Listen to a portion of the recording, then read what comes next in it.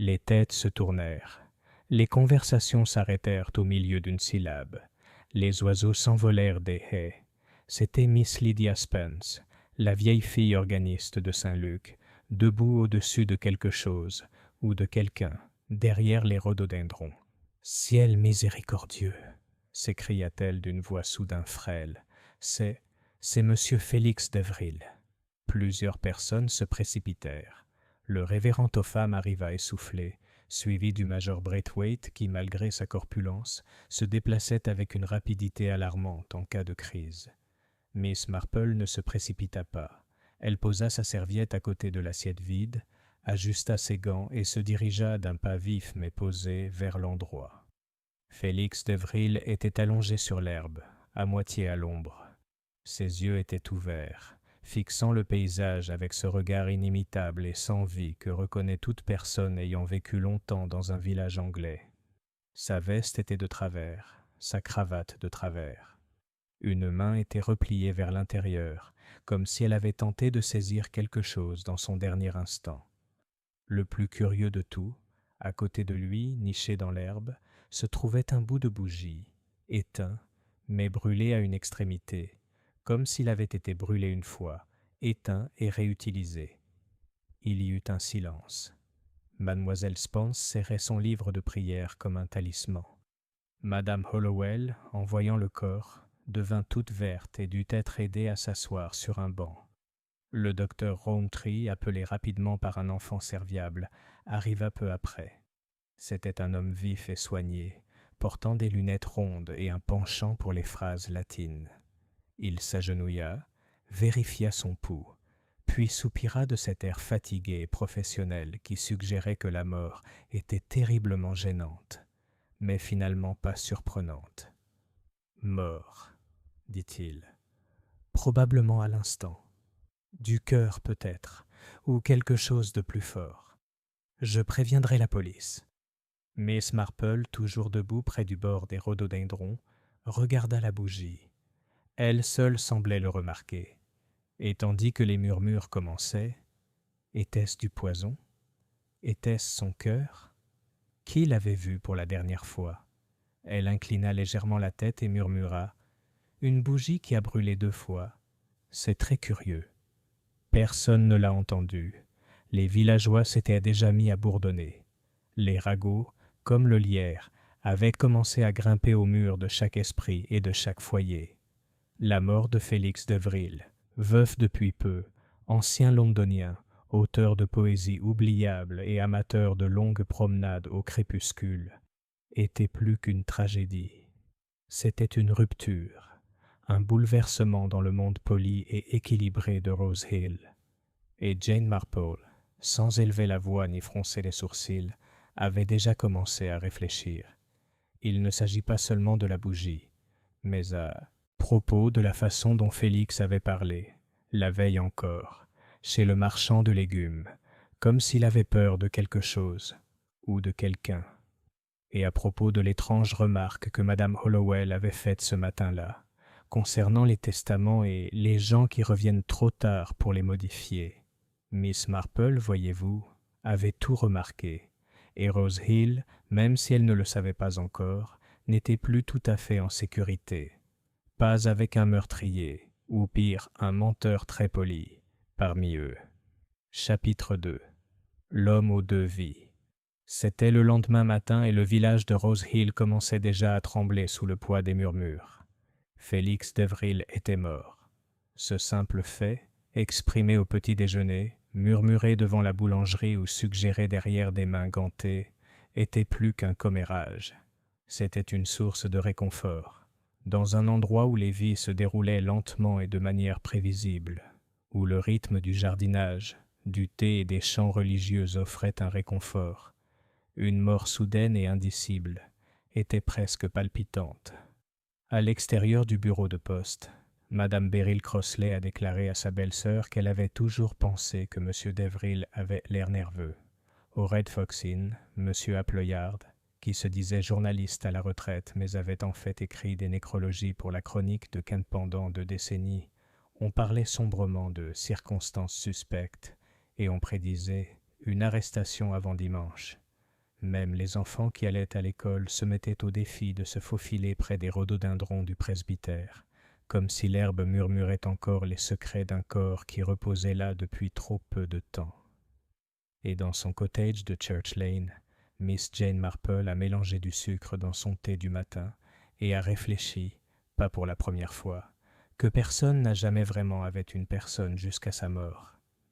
Pour les villageois, M. Félix d'Evril était un mystère, même s'ils ne l'auraient jamais admis. Il était arrivé à Rose Hill 16 mois plus tôt, après la mort de sa femme, dans ce qui avait été vaguement décrit comme un accident de voiture à l'étranger.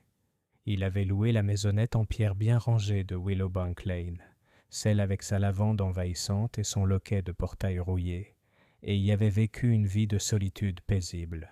On le voyait souvent le matin, un carnet sous le bras, le visage légèrement renfrogné, saluant ses voisins de la tête sans même prendre le temps de bavarder. Il fréquentait occasionnellement le club de lecture du village, où il exprimait des opinions acerbes sur Hardy et Eliot, mais ne disait presque rien de ses propres poèmes. Mademoiselle Lydia Spence avait un jour dit qu'il sentait légèrement le clou de girofle et l'encre, un détail qu'elle relatait maintenant avec une grande solennité, comme si cela expliquait tout. Mais qui était Félix d'Evril, vraiment? Miss Marple sirota son thé et étudia la lettre arrivée avec le courrier du matin. Elle était écrite d'une écriture précise et efficace, de son neveu Raymond, de Londres, et regorgeait d'informations sur les éditeurs, les critiques acerbes, et sa dernière tentative de roman psychologique. Elle la lut avec affection, mais sans y prêter attention. Ses pensées revinrent, inévitablement, à la bougie. Elle n'en avait pas parlé la veille, ni au sergent de police, un homme plutôt jovial nommé Wiles, qui semblait plus préoccupé à calmer Madame Hollowell qu'à examiner la scène, et certainement pas au docteur Rowntree, qui avait marmonné quelque chose à propos d'une probable insuffisance cardiaque, avant de reculer avec un haussement d'épaule d'excuse. Mais une bougie, éteinte et carbonisée aux deux extrémités, posée dans l'herbe à côté d'un homme fraîchement mort. Ce n'était pas quelque chose que Miss Marple croyait devoir ignorer. Elle avait connu un jeune curé, pâle, nerveux, amateur de poésie, qui avait pris l'habitude de brûler les extrémités des bougies pour les faire paraître éteintes, juste pour donner l'illusion que la sacristie de l'église était plus fréquentée qu'elle ne l'était en réalité. Une illusion inoffensive, mais l'image lui était restée. Félix d'Evril n'avait pas été vicaire. Miss Marple pensait qu'il n'avait pas non plus été simplement poète. Cela, pensa-t-elle, deviendrait bientôt évident. À midi, la police était de retour, cette fois sous la forme de l'inspecteur Dermot Graves, un homme de grande taille, à la moustache militaire et au visage hâlé à jamais, couleur de cuir de sel. Originaire de Lower Bardsley, il avait cet air légèrement condescendant que les hommes du chef-lieu apportaient souvent dans les petits villages. Mais il faut reconnaître qu'il commença avec méthode. Il a interviewé ceux qui avaient vu M. d'Evril l'an dernier, ce qui s'est avéré être une liste assez longue. Mademoiselle Spence l'avait repéré près de la théière, discutant tranquillement avec Madame Hollowell. Celle-ci avait insisté sur le fait qu'il n'avait à parler que du succès du concours de Génoise et de sa récente participation au concours. Supplément littéraire du Times, le Major Braithwaite l'avait vu marcher vers les rhododendrons, la tête baissée dans une de ses humeurs poétiques, et Honoria Finch a déclaré qu'elle l'avait croisé en se rendant au panneau d'affichage de l'église, bien qu'elle ait admis ne pas lui avoir dit un mot. Plus curieusement, M. Trevelyan, dont l'énergie nerveuse et les longs doigts lui donnaient l'air d'un homme qui pourrait craquer si quelqu'un laissait tomber une cuillère à café, a déclaré qu'il n'ait jamais vu Félix, même s'il était près des rhododendrons presque au même moment. Miss Marple observait tout cela à distance. Elle était venue au presbytère sous prétexte de rendre un magazine de jardinage emprunté. Une excuse évidente, mais personne ne la contesta. Elle bavardait doucement avec la femme du pasteur, lui donnait son avis sur les pétunias et les pensées, et restait suffisamment près pour entendre les propos de l'inspecteur n'a pas semble reprendre. Par exemple, Madame Hollowell lissait sans cesse sa jupe sur ses genoux. Nervosité peut-être, ou culpabilité. Et M. Trevelyan jetait sans cesse un regard vers Honoria Finch chaque fois que quelqu'un mentionnait la défunte. Et Honoria elle-même n'avait présenté aucune condoléance, aucune lamentation, pas même l'incontournable « Quelle horreur !» que la plupart des Anglaises bien élevées auraient spontanément à l'évocation de la mort. Surtout, Miss Marple remarqua quelque chose d'insignifiant, si insignifiant que ce n'est que parce qu'elle avait vécu 80 ans, en observant les gens se mentir à eux-mêmes autour d'un thé, sur les bancs d'église ou dans des clubs de jardinage, qu'elle l'avait vu. Lorsque Madame Hollowell a mentionné le nom de Félix, elle a hésité une fraction de seconde. Non pas l'hésitation du chagrin, mais l'hésitation de ajustement, comme si elle avait failli dire autre chose. Un autre nom peut-être, ou un titre. À 15 heures, le bureau du coroner avait emporté le corps. L'inspecteur avait déclaré la mort, soudaine, mais pas immédiatement suspecte. Et les villageois, bien que déçus, se tournaient déjà vers de nouvelles théories. L'homme était peut-être malade, ou peut-être s'agissait-il d'un suicide. Une jeune femme dans la boulangerie murmurait à propos de maladies exotiques contractées sur le continent. Mais Miss Marple, marchant lentement dans Willowbank Lane, son sac à main soigneusement glissé sous son bras, sentit les frémissements de quelque chose de tout à fait différent. Les fenêtres du cottage de M. de Vril étaient hermétiquement closes. Aucune fumée ne s'échappait de la cheminée. Aucun chien n'aboyait. Aucun compagnon n'est venu ouvrir la porte. Mais il y avait une bougie à la fenêtre de l'étage, une petite bougie noire et trapue, comme si quelqu'un avait essayé de la brûler par les deux bouts. Elle resta un moment sur le sentier, remarquant les rosiers en désordre, l'allée de gravier sans trace et la très faible odeur. Était-ce de l'encens ou du papier brûlé, porté par le vent? Deux vies, murmura-t-elle, l'une éteinte, mais l'autre brûle toujours. Elle s'est retournée et est rentrée chez elle. S'il y avait quelque chose à trouver, elle le trouverait. Après tout, les bougies peuvent vaciller, mais les secrets, les vrais, laissent de la suie. Chapitre 3. La fille qui a menti 2 fois. Le lendemain matin, une légère bruine s'abattit sur Rose Hill, le genre de pluie qui faisait scintiller les toits et plier les roses trémières comme si elle s'inclinait devant une présence invisible. Church Lane sentait vaguement la pierre humide et le chèvrefeuille. Les villageois se précipitèrent sous leurs parapluies, se saluant d'un signe de tête, les lèvres pincées, comme pour dire « Nous sommes respectables, mais nous sommes aussi terriblement curieux. » Miss Marple, enveloppée dans un châle bleu marine et portant un parapluie pratique dont le manche était légèrement ébréché, entra dans l'épicerie de Madame Fillmore d'un air déterminé. Elle n'avait pas particulièrement besoin de quoi que ce soit, mais elle avait appris, au cours d'une longue vie d'observation, qu'il y avait 2 endroits où la vérité préférait se cacher, dans les registres paroissiaux et dans les conversations informelles. Madame Fillmore, qui tenait l'épicerie avec l'intensité d'un général commandant une campagne, adressa à Miss Marple un sourire radieux, quoique forcé. « Bonjour, Miss Marple. Un peu mouillé, non ?»« Tout à fait, » dit Miss Marple en retirant ses gants avec une délicate précision. « Mais il ne faut pas se plaindre. Je me souviens d'un été de 1924 où il a plu 17 jours d'affilée. La récolte de courges a été complètement ruinée, mais elle a fait des merveilles pour les escargots. » Madame Fillmore rit poliment. « Vous êtes toujours si joyeuse, Miss Marple. » Vu, eh bien, les récents désagréments. Les yeux de Miss Marple pétillèrent faiblement. Oui, pauvre monsieur de Vril, si soudain. Madame Fillmore se pencha en avant, baissant la voix. On dit que son cœur a lâché. Mais j'ai entendu dire par monsieur Appleyard que l'inspecteur n'était pas entièrement satisfait. Bien sûr, c'est exactement ce que il dit. Et vous savez comment il est. Oh, tout à fait, dit Miss Marple. Monsieur Appleyard pourrait faire passer un œuf cassé pour une tentative d'assassinat. Madame Fillmore esquissa un sourire coupable. C'est quand même très étrange. Je ne savais pas grand-chose de monsieur de Vril. Il était réservé, non? Pas très aimable. Certains disaient qu'il était en deuil, mais d'autres disaient « Enfin, il y avait des rumeurs. »« Des murmures ?» demanda Miss Marple d'un ton léger. Madame Fillmore hésita, puis dit « Eh bien, juste qu'il avait été impliqué dans quelque chose d'assez scandaleux avant de venir ici. Une femme en ville m'a dit un jour l'avoir vu sur une photo dans un magazine du dimanche. Une histoire de procès. Mais quand elle est allée la chercher, elle avait disparu. » « On peut imaginer toutes sortes de choses, » dit Miss Marple. « Mais dites-moi, ma chère, a-t-il jamais reçu de la visite ? » ?»« Pas que je sache. Juste cette fille de temps en temps.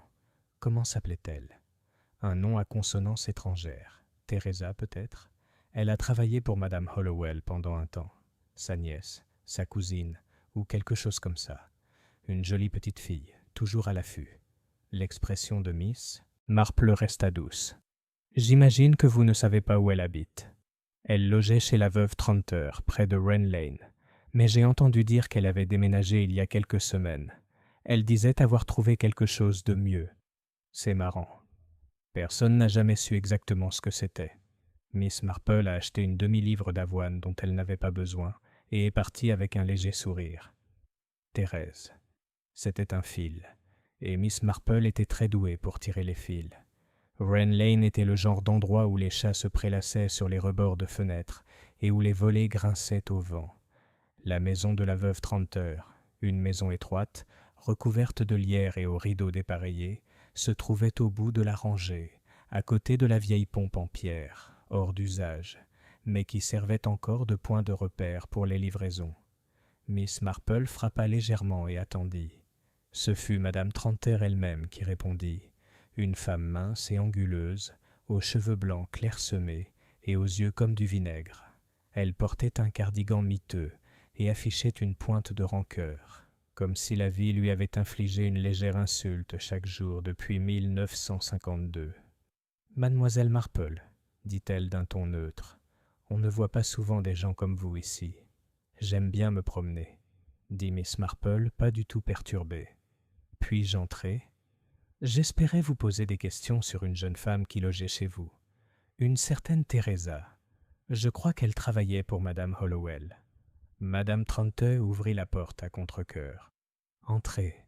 J'ai de la soupe de cuisine, alors excusez-moi pour l'odeur. » À l'intérieur, le cottage était encombré mais propre.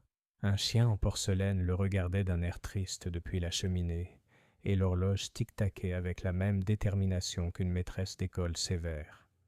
On conduisit Miss Marple à une chaise dont le coussin fleuri s'aplatit avec un bruit alarmant. Boum.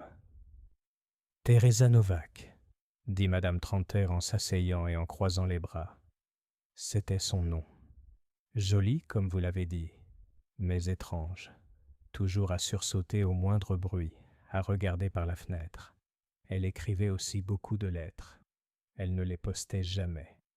J'en ai retrouvé quelques-unes après son départ. « Oh !» Les sourcils de Miss Marple se haussèrent légèrement. « Je ne les ai pas lues, bien sûr, » dit Madame Tranter avec l'air de quelqu'un qui les avait lues.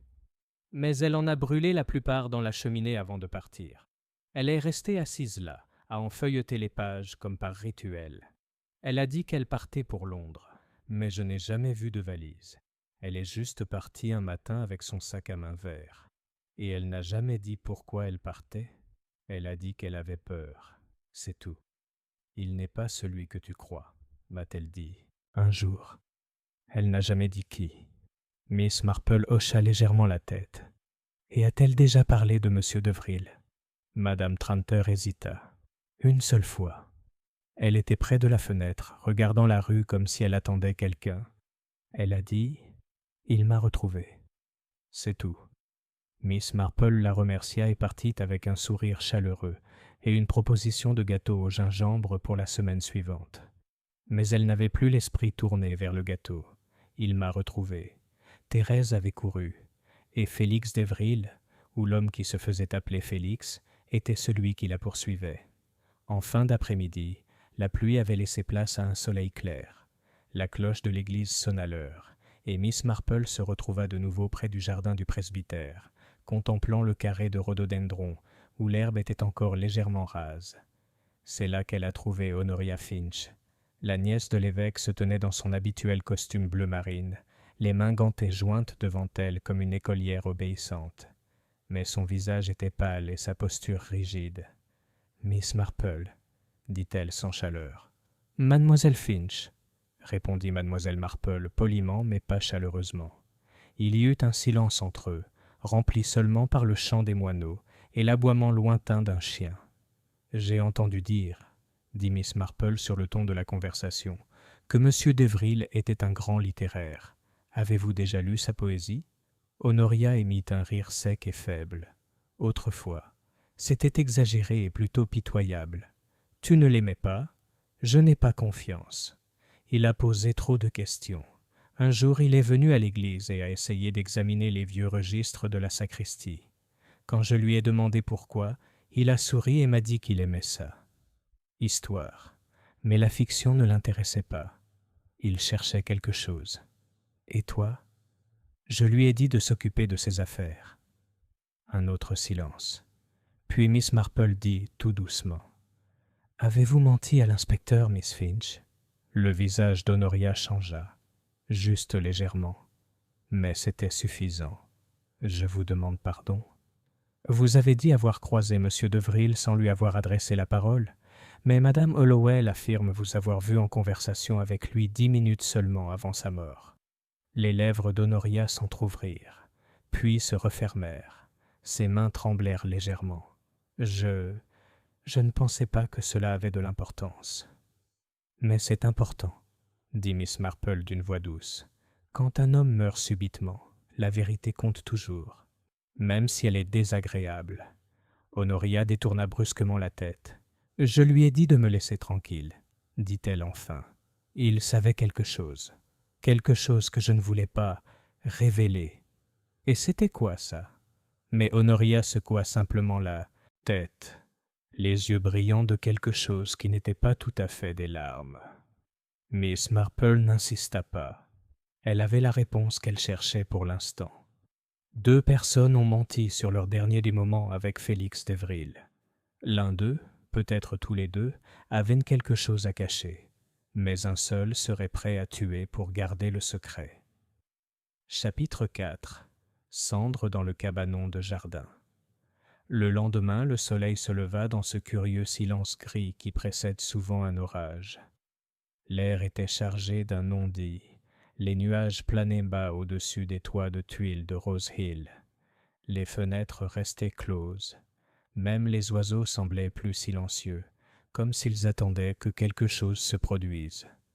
Miss Marple, cependant, se leva avec sa précision habituelle à 6h30 et avait déjà englouti son porridge, 2 tranches de pain grillé et une modeste tasse de thé de Ceylan lorsque le village commença à s'animer. Elle avait une liste en tête, non écrite bien sûr. Les listes écrites pouvaient être retrouvées et interrogées, mais néanmoins bien réelles. Des noms, des lieux, des curiosités. Et en haut de cette liste se trouvait maintenant une phrase « Lettres brûlées ». Ce n'était pas l'incendie en lui-même qui l'intriguait. On brûlait des lettres tout le temps. Lettres d'amour, lettres querelleuses, confessions impulsives, répliques furieuses. Ce qui intéressait Miss Marple, c'était que Teresa Novak, une jeune fille visiblement effrayée, qui cachait quelque chose, n'avait pas, je les ai tous brûlés. Non, elle en avait laissé quelques-uns. Un détail que seule une personne comme la veuve Tranter pouvait connaître, et probablement ignorer. Mais pour Miss Marple, cela signifiait intention. Les gens détruisent des choses pour cacher la vérité, mais pour laisser derrière une partie de cette vérité, cela suggérait un conflit, peut-être une conscience, peut-être même un indice. Et Miss Marple, comme toujours, a suivi les indices tranquillement et minutieusement. À 9h30, elle avait rendu une visite de courtoisie à la femme du vicaire, apparemment pour lui apporter un pot de confiture de prunes, discuté de rhubarbe avec la directrice de l'école, qui dirigeait également l'Institut des femmes, et obtenu la permission du jardinier irritable de Madame Hollowell de parcourir le chemin du domaine derrière le presbytère, juste pour admirer les digitales, avait-elle dit avec un sourire. La véritable destination était le cabanon de jardin. Elle se dressait légèrement en pente au bout de la pelouse, nichée derrière un aubépine moribond et partiellement dissimulée par des troènes envahissants. C'était une remise typique, battue par les intempéries, bordée de mousse, avec une vitre fissurée et une porte qui protestait bruyamment à l'ouverture. Le genre d'endroit qui abritait toiles d'araignée, outils rouillés et vieux secrets. Miss Marple s'est glissée à l'intérieur sans cérémonie. L'air sentait le bois humide et l'huile de lin. Une baraque cassée gisait dans un coin. Des étagères poussiéreuses étaient garnies de boîtes de graines, de ficelles et d'une pile d'almanachs de jardinage datant de 1933. Et dans le brasero rouillé près de la porte, Miss Marple trouva ce qu'elle était venue chercher. Cendre, toujours présent, malgré la bruine, imperturbable. D'un doigt ganté et d'un mouchoir plié, elle tamisa délicatement. La plupart du papier était trop fin pour être discerné, mais dans un fragment à moitié brûlé, enroulé comme une feuille mourante, elle distingua les boucles caractéristiques d'une écriture féminine. « S'il revient, je ne resterai pas. Je n'arrive pas à respirer quand il me regarde. Il y a quelque chose dans son sourire que je... » Le reste était irrémédiablement noirci, mais c'était suffisant. Miss Marple plia le morceau dans son mouchoir et le glissa dans son sac à main juste au moment où une brindille cassa à l'extérieur. Elle se retourna avec un sourire poli déjà préparé, pour se retrouver face à l'inspecteur Dermot Graves. Il parut surpris de la voir, ce qui était compréhensible. La plupart des dames âgées n'avaient pas pour habitude d'explorer les abris de jardin sans y être invitées. « Mademoiselle Marple ?» dit-il en entrant et en baissant légèrement la tête sous la poutre affaissée du toit. « Puis-je vous demander ce qui vous amène ici ?»« Oh, inspecteur, quel plaisir de vous revoir !» dit Miss Marple sans la moindre gêne. « J'admirais l'aubépine. Un arbre dans un état lamentable, vraiment. Je dirais qu'il n'a pas été taillé depuis des années. Et je me suis souvenu du vieux hangar. Je venais souvent ici à l'époque du chanoine Levington, vous savez. Il avait laissé les WI y conserver leurs conserves pendant la guerre. Graves ne semblait pas convaincu. Vous savez que ce hangar est considéré comme un point d'intérêt potentiel dans l'affaire de M. Devril ? Oh, mais bien sûr, dit Miss Marple calmement. C'est pourquoi j'ai été plutôt surprise que personne n'ait pensé à vérifier le brasero. Graves jeta un coup d'œil aux cendres et fronça les sourcils. Tu as touché des preuves ? Je n'observe que ça, répondit-elle doucement, très doucement, et avec un mouchoir propre. Je crois que vous découvrirez que ce qui reste contient des fragments de pages manuscrites, écrites, devrais-je dire, par une femme profondément en détresse. L'inspecteur la regarda un long moment, puis il soupira et s'accroupit près du brasero. Je suppose qu'il serait stupide de vous demander comment vous avez deviné que ces cendres étaient ici. Je n'ai pas deviné, dit Miss Marple. C'est juste que quelqu'un a parlé de la fille qui a brûlé des lettres avant de disparaître. Et j'ai réalisé que les gens prennent rarement la peine de brûler des choses à l'intérieur. Il y a toujours le risque de laisser des traces. Mais un hangar avec un brasero, on ne peut pas en douter. « Teresa Novak ?» demanda Graves en levant les yeux. « Oui, » répondit Miss Marple, l'air plus sérieux. Et j'ose dire qu'elle craignait quelqu'un plus que le scandale. Je crois qu'elle craignait pour sa vie. Plus tard dans la journée, l'inspecteur Graves a demandé au ministère de l'Intérieur des dossiers sur Félix Deverillet Teresa Novak. Une demande discrète à la police métropolitaine de Londres a révélé un détail des plus curieux. Était aucun Félix Deveril enregistré ne correspond à l'homme qui avait vécu à Rose Hill. Aucune adresse antérieure, pas de numéro d'assurance nationale, pas de mariage documenté. Ils ont découvert que le véritable Félix Deveril était mort 12 ans plus tôt, dans un accident de train près de Carlisle. Quel que soit l'homme de Rose Hill, ce n'était pas Félix Deveril. Ce fut une révélation qui fit des vagues dans le village, plus grande que la nouvelle de sa mort. À l'auberge Red Fox, M. Appleyard a été vu en train de citer le Time Stout, en attribuant à tort des propos à Lord Byron.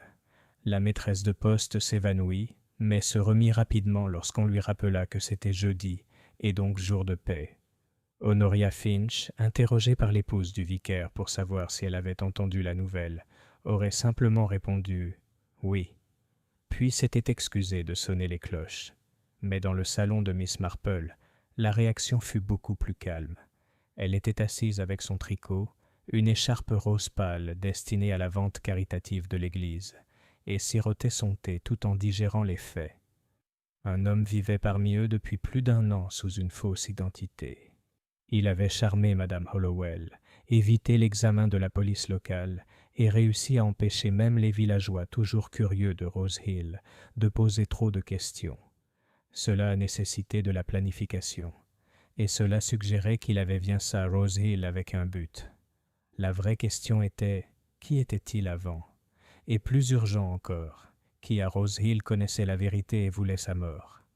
Ce soir-là, juste avant le crépuscule, une lettre arriva pour Miss Marple, ni timbre ni cachet, simplement pliée et glissée sous sa porte d'entrée. Le billet était court, le papier était bon marché. Il a menti à tout le monde, il s'est servi de moi, mais je ne l'ai pas tué, je le jure. J'essayais juste de disparaître. Ne leur dites pas où je suis. Miss Marple le lut 2 fois, puis alluma la lampe à côté de sa chaise et plaça doucement la note dans son tiroir. Alors Thérèse regardait toujours à proximité, toujours effrayée. Mais si Miss Marple avait appris quelque chose au cours de sa longue vie, c'était ceci. La vérité peut fuir, mais elle reste rarement cachée longtemps. Et à Rose Hill, même les secrets les plus soigneusement enfouis finissaient par laisser descendre. Chapitre 5.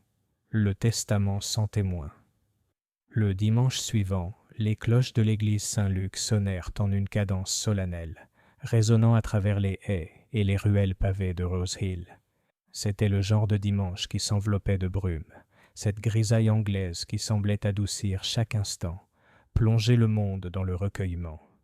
À l'intérieur de la modeste église en pierre, les fidèles se tenaient côte à côte, les livres de cantiques ouverts, les yeux levés. La chorale chantait « Abide with me », leur voix se tissant comme un châle de laine sur les têtes penchées des fidèles. Mais sous le rythme réconfortant de la prière et des psaumes, quelque chose d'autre bouillonnait, une tension subtile, une inquiétude collective. La mort de Félix d'Évril, ou plutôt de l'homme posé comme Félix d'Évril, avait secoué Rose Hill d'une manière que personne ne voulait admettre. Même sous leurs plus beaux manteaux et leurs chapeaux du dimanche, les villageois jetaient des regards de travers plus que d'habitude. Des murmures s'échangeaient derrière des mains gantées lors de la distribution du plateau d'offrande. Et après la cérémonie, alors que les paroissiens se ruaient dans le cimetière humide pour prendre du thé et des biscuits, les murmures s'intensifièrent. Il n'était pas celui qu'il prétendait être. C'est la dernière nouvelle, murmura le major Braithwaite au révérend Topham, alors qu'il s'appuyait près du mur de pierre, près de la crypte. « C'est ce que j'ai entendu dire, » répondit le révérend en ajustant ses lunettes. « Mais il vaut mieux laisser ses affaires à la police. »« Oh, voyons, » dit le major. « On ne peut pas laisser ces choses-là aux hommes de la ville. Il y a quelque chose de louche chez la femme Hollowell, c'est tout. Trop préparée à la tragédie. C'est toujours mauvais signe. » À proximité, Miss Marple se tenait avec Madame Witherby et Miss Crowthorne, acceptant une tasse de thé en papier et écoutant toujours à l'écoute des fragments de spéculation qui flottaient. « Avez-vous entendu, » dit Miss Crowthorne d'une voix étouffée, « qu'il n'avait pas ce réel des proches. L'homme est simplement apparu, et voilà qu'il était mort dans un buisson de rhododendrons, une bougie pour lui tenir compagnie. » Madame Witherby ajouta « Et la pauvre Madame Hollowell, si bouleversée. Je me demandais comment elle avait réussi à trouver un avocat si vite. Elle l'a déjà eu 2 fois cette semaine. » Miss Marple haussa les sourcils. « Un avocat. »« Monsieur Elgin, de Marleycombe, » dit mademoiselle Crowthorne. « Un homme terriblement ennuyeux, qui sent toujours le tweed humide, mais il s'occupe des testaments. Et apparemment cette chère Agatha est plutôt inquiète. » « En effet, » dit Miss Marple d'un ton doux mais avec les yeux alertes. C'était un détail curieux. Un avocat visitait après. On s'attendait à un décès. Mais 2 décès en quelques jours, cela suggérait une urgence. Et Miss Marple en savait suffisamment sur la nature humaine pour soupçonner que lorsque quelqu'un réagit à la mort avec précipitation plutôt qu'avec chagrin, c'est rarement parce qu'il est sentimental. Cet après-midi-là, Miss Marple rendit visite à son vieil ami M. Denby, ancien notaire à Marlécombe, aujourd'hui retraité et s'occupant de géranium avec une férocité discrète. Il l'accueillit dans un cardigan trop grand pour sa silhouette et la conduisit dans un salon qui sentait bon le tabac à pipe et le citron. « Tu veux en savoir plus sur les testaments, Jane ?» demanda-t-il après qu'elle eut poliment refusé le gâteau au madère mais accepté une seconde tasse de thé. Voilà un sujet qui t'en dira plus sur une personne que n'importe quelle lettre d'amour ou n'importe quel journal intime. Miss Marple sourit. Je m'intéresse aux testaments informels, Edward. Ceux qu'on rédige à l'improviste, par peur peut-être, sans témoin. Que se passe-t-il si on découvre un testament de ce genre après le décès d'une personne ? Monsieur Denby se tapota le menton d'un air pensif. Eh bien, si c'est signé et daté, c'est peut-être présenté à l'homologation, mais sans témoin, on parle alors de testament holographe. En Angleterre, il n'est pas automatiquement valable, sauf dans certaines rares circonstances. Très suspect. Il est sujet à contestation, surtout s'il existe un autre testament antérieur. Fascinant, murmura Miss Marple. Et si quelqu'un, par exemple, trouvait une telle volonté et j'ai choisi de ne pas en parler ? Denby ricana. Eh bien, ce serait très irrégulier, illégal aussi si c'était fait intentionnellement. Mais tout le monde n'a pas le même respect pour la paperasse, surtout si le contenu du Nouveau Testament était gênant. Miss Marple posa sa tasse de thé avec précaution. J'ai toujours trouvé ça tragique. Des gens qui planifient leur mort, alors qu'ils ne sont pas encore morts. Cela en dit long sur la peur. Ou la culpabilité. Denby lui lança un regard en coin. « Tu as trouvé quelque chose, n'est-ce pas ?»« Oh non, dit-elle doucement. Je tricote juste des trucs. » Lundi matin, le soleil était revenu, et avec lui un sentiment de normalité fragile. Mais mademoiselle Marple, ayant appris de multiples sources que madame Hollowell avait consulté un notaire, se rendit à Willowbank Cottage, la demeure du défunt. La maison avait été scellée sur ordre de l'inspecteur, mais la tradition du village voulait que madame Hollowell en ait assumé l'intendance, affirmant avoir géré les affaires de Félix jusqu'à ce que le plus proche parent soit retrouvé. Miss Marple est arrivée sous prétexte de rendre un livre que M. de Vril lui avait autrefois prêté, un mince volume de Yeats, intact à l'exception d'une liste de courses griffonnées sur la dernière page de garde. « Oh, Jane !» dit madame Hollowell en la voyant. « Entrez, je vous prie. Je suis hors de moi. Toute cette affaire de police. Et maintenant, je dois trier les affaires personnelles du pauvre Félix. Une affaire épouvantable, épouvantable. » Elle avait l'air troublée, mais son rouge à lèvres était frais et ses ongles soigneusement manucurés. Un détail qui n'a pas échappé à Miss Marple. « Je ne resterai pas longtemps, » dit Miss Marple en entrant dans le couloir. « Je pensais juste que ça pourrait être utile de vous rendre ceci, et peut-être pour vous apporter un peu de soutien moral. » La maison était silencieuse. La poussière flottait dans la lumière comme un souffle suspendu. Il y avait des cartons dans le salon, des papiers empilés avec des élastiques, une légère odeur de naphtaline et de cire à la lavande. Madame Hollowell proposa du thé, que mademoiselle Marple déclina. Elle demanda plutôt « Monsieur Devril avait-il l'habitude de garder un bureau ?»« Oh oui, » dit madame Hollowell. Ce bureau-là était terriblement désorganisé. Il griffonnait sans arrêt, même si la plupart du temps c'était des bêtises. Miss Marple hocha la tête, son regard se portant vers le bureau en question. Sur celui-ci se trouvait une enveloppe, soigneusement scellée, avec « Dernière volonté et testament », imprimé d'une main trop soignée pour être spontanée. « C'est vraiment étrange, » murmura Miss Marple. « Étrange ?» Le sourire de madame Hollowell s'estompa. « Eh bien, » dit Miss Marple doucement, « cette enveloppe, elle a l'air toute neuve. Pas le genre qu'on garde des années, n'est-ce pas ?» Madame Hollowell hésita. Félix a dit qu'il avait écrit quelque chose de nouveau juste avant. Eh bien, juste avant ce jour terrible. Je ne suis même pas sûr que ce soit légal. Il n'avait pas de témoin, voyez-vous. Est-ce qu'il te l'a montré? Non, mais il en a parlé. Il a dit que c'était important. Je pense qu'il voulait arranger les choses. Le regard de Miss Marple s'attarda sur l'enveloppe. « Et comptez-vous la remettre aux autorités » Madame Hollowell hésita un peu trop longtemps. « Bien sûr, dit-elle. »« Je l'espère vraiment, » répondit aimablement Miss Marple. « On ne peut pas imaginer que quelqu'un puisse être oublié dans une affaire d'héritage, surtout si le contenu diffère d'un testament antérieur. » Les doigts de Madame Hollowell tressaillirent près de ses jupes. « Oui, tout à fait. » Le soir venu, Miss Marple s'installa dans son salon et écrivit une lettre, non pas à la police, mais à son avocat londonien.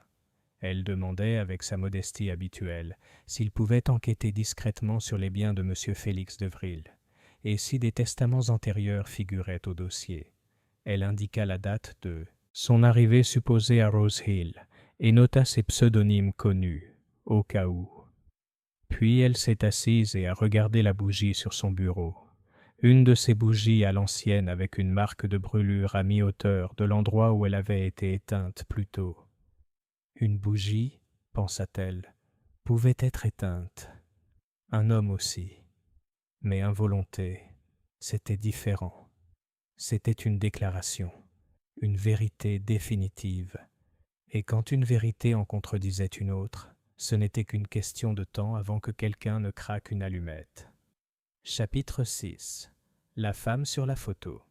Il était un peu plus de 4h30, par un mardi après-midi venteux, lorsque Miss Marple se retrouva à parcourir le long chemin en direction de Marlécombe.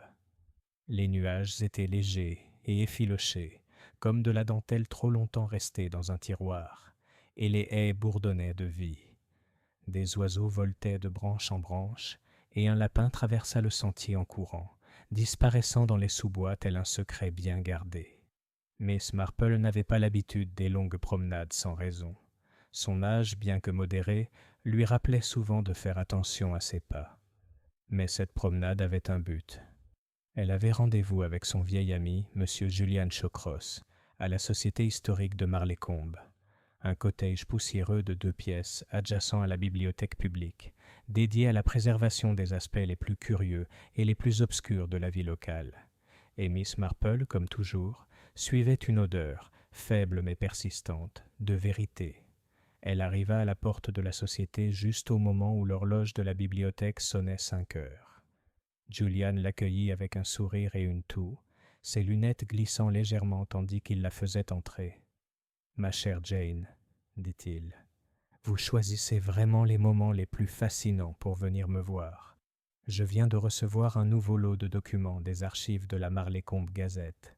Des avis de décès, des pages mondaines, tout le tralala. La plupart du temps ennuyeux, bien sûr, beaucoup de fêtes et d'annonces de clubs de bridge. Mais de temps en temps, quelque chose d'extraordinaire. « Je suis ravie, » répondit Miss Marple. « Julian, je me demandais si je pouvais vous demander un peu d'aide. Je cherche une photo. » « Une photo ?» Il haussa les sourcils. « De quoi? Ou de qui? » « Un homme, dit-elle. Ou plutôt une femme. Ou peut-être les deux. » Julian cligna des yeux. « Quel mystère !» « D'une certaine manière. Il y a des raisons de penser que l'homme connu sous le nom de Félix d'Evril, celui qui est décédé récemment à Rose Hill, a peut-être été photographié il y a quelques années en relation avec une femme nommée Teresa Novak. Un magazine du dimanche, peut-être. Un scandale. Auriez-vous par hasard les suppléments de la Gazette des Deux? Dernières années? Le visage de Julian s'illumina. Il se trouve que oui. Et l'exemplaire de la Société Revue du week-end du Marlécombe Herald, ainsi que ils ont été plutôt laxistes dans la collecte des anciens numéros. En quelques minutes, ils furent entourés d'une petite montagne de pages jaunies et de folios reliés. Julian manipule le papier fragile avec la révérence d'un conservateur de musée. Miss Marple tourna les pages méthodiquement, ses doigts gantés agiles malgré leur âge. Pendant près d'1 heure, ils ont feuilleté des photos de fêtes et de rotariens, des productions villageoises de l'importance d'être sérieuses et, les gagnants de l'exposition annuelle de fleurs. Et puis, c'était là, une double page, brillant, gras. Les mensonges cachés, démasquer le poète disparu 2 fois. Sous le titre sordide se trouvait une photo en noir et blanc, granuleuse mais reconnaissable entre toutes. Un homme et une femme, assis ensemble à une table de restaurant. Elle était jeune, les yeux écarquillés, les cheveux noirs. Lui, plus âgé, avait une allure fringante qui semblait soignée, sa cravate légèrement défaite, son sourire un peu trop large. Il y avait une certaine arrogance dans sa façon de tenir sa cigarette, comme s'il croyait que l'objectif l'adorait. Miss Marple tapota doucement l'image. « Voilà, dit-elle, c'est lui. C'est l'homme qui se fait appeler Félix Devril. » Julian se pencha. La légende dit « Richard Doyle et Teresa Novak, photographiés à la Mistral, peu avant leur disparition. » « Richard Doyle, » répéta doucement Miss Marple, « pas Félix. » Julian parcourut l'article d'accompagnement. Il faisait l'objet d'une enquête pour fraude financière, faux manuscrits vendus à des collectionneurs. Un stratagème astucieux. Il a disparu juste avant que les accusations ne soient portées. Et la jeune fille Teresa a disparu avec lui. Ils n'ont jamais été retrouvés. Miss Marple ne quitta pas la page des yeux, jusqu'à maintenant. Le lendemain matin, le village de Rose Hill était à nouveau en effervescence, cette fois à cause des rumeurs d'un imposteur avéré. L'inspecteur Graves, après avoir consulté ses homologues londoniens, organisa une brève réunion avec le révérend Topham et le major Braithwaite pour dissiper les spéculations inutiles, mais l'effet fut limité. Les nouvelles, autrefois murmurées dans les cimetières, avaient tendance à se faire plus fortes dans les cuisines. Miss Marple, quant à elle, avait d'autres choses en tête. Elle est revenue à Willowbank Lane juste avant le déjeuner et a fait le tour du domicile de feu M. Doyle, ou plutôt de M. Devril, jardin. La maison ressemblait à un théâtre, rideaux tirés, silencieuse mais pas vide. Et même si l'enquête officielle impliquait de fermer les portes, Miss Marple avait appris depuis longtemps que les réponses se trouvaient rarement dans les pièces déjà examinées. Au lieu de cela, elle tourna son attention vers le jardin latéral, plus précisément à la serre. C'était une structure modeste, à ossature de bois, avec des vitres embuées par le soleil et une porte qui grinçait comme si elle n'avait pas été utilisée. Miss Marple la poussa doucement et entra. La chaleur l'enveloppait comme un châle. L'air était chargé de terre humide, de feuilles pourries, et du parfum sucré et écœurant des tomates trop mûres. Des plateaux à graines vides bordaient les étagères, et une truelle était appuyée contre un banc en bois. Mais ce qui a attiré son attention, ce ne sont pas les plantes. C'était une photographie. Calée négligemment derrière un arrosoir poussiéreux, à l'abri des regards, à moins d'y regarder de près, se trouvait un petit cadre argenté.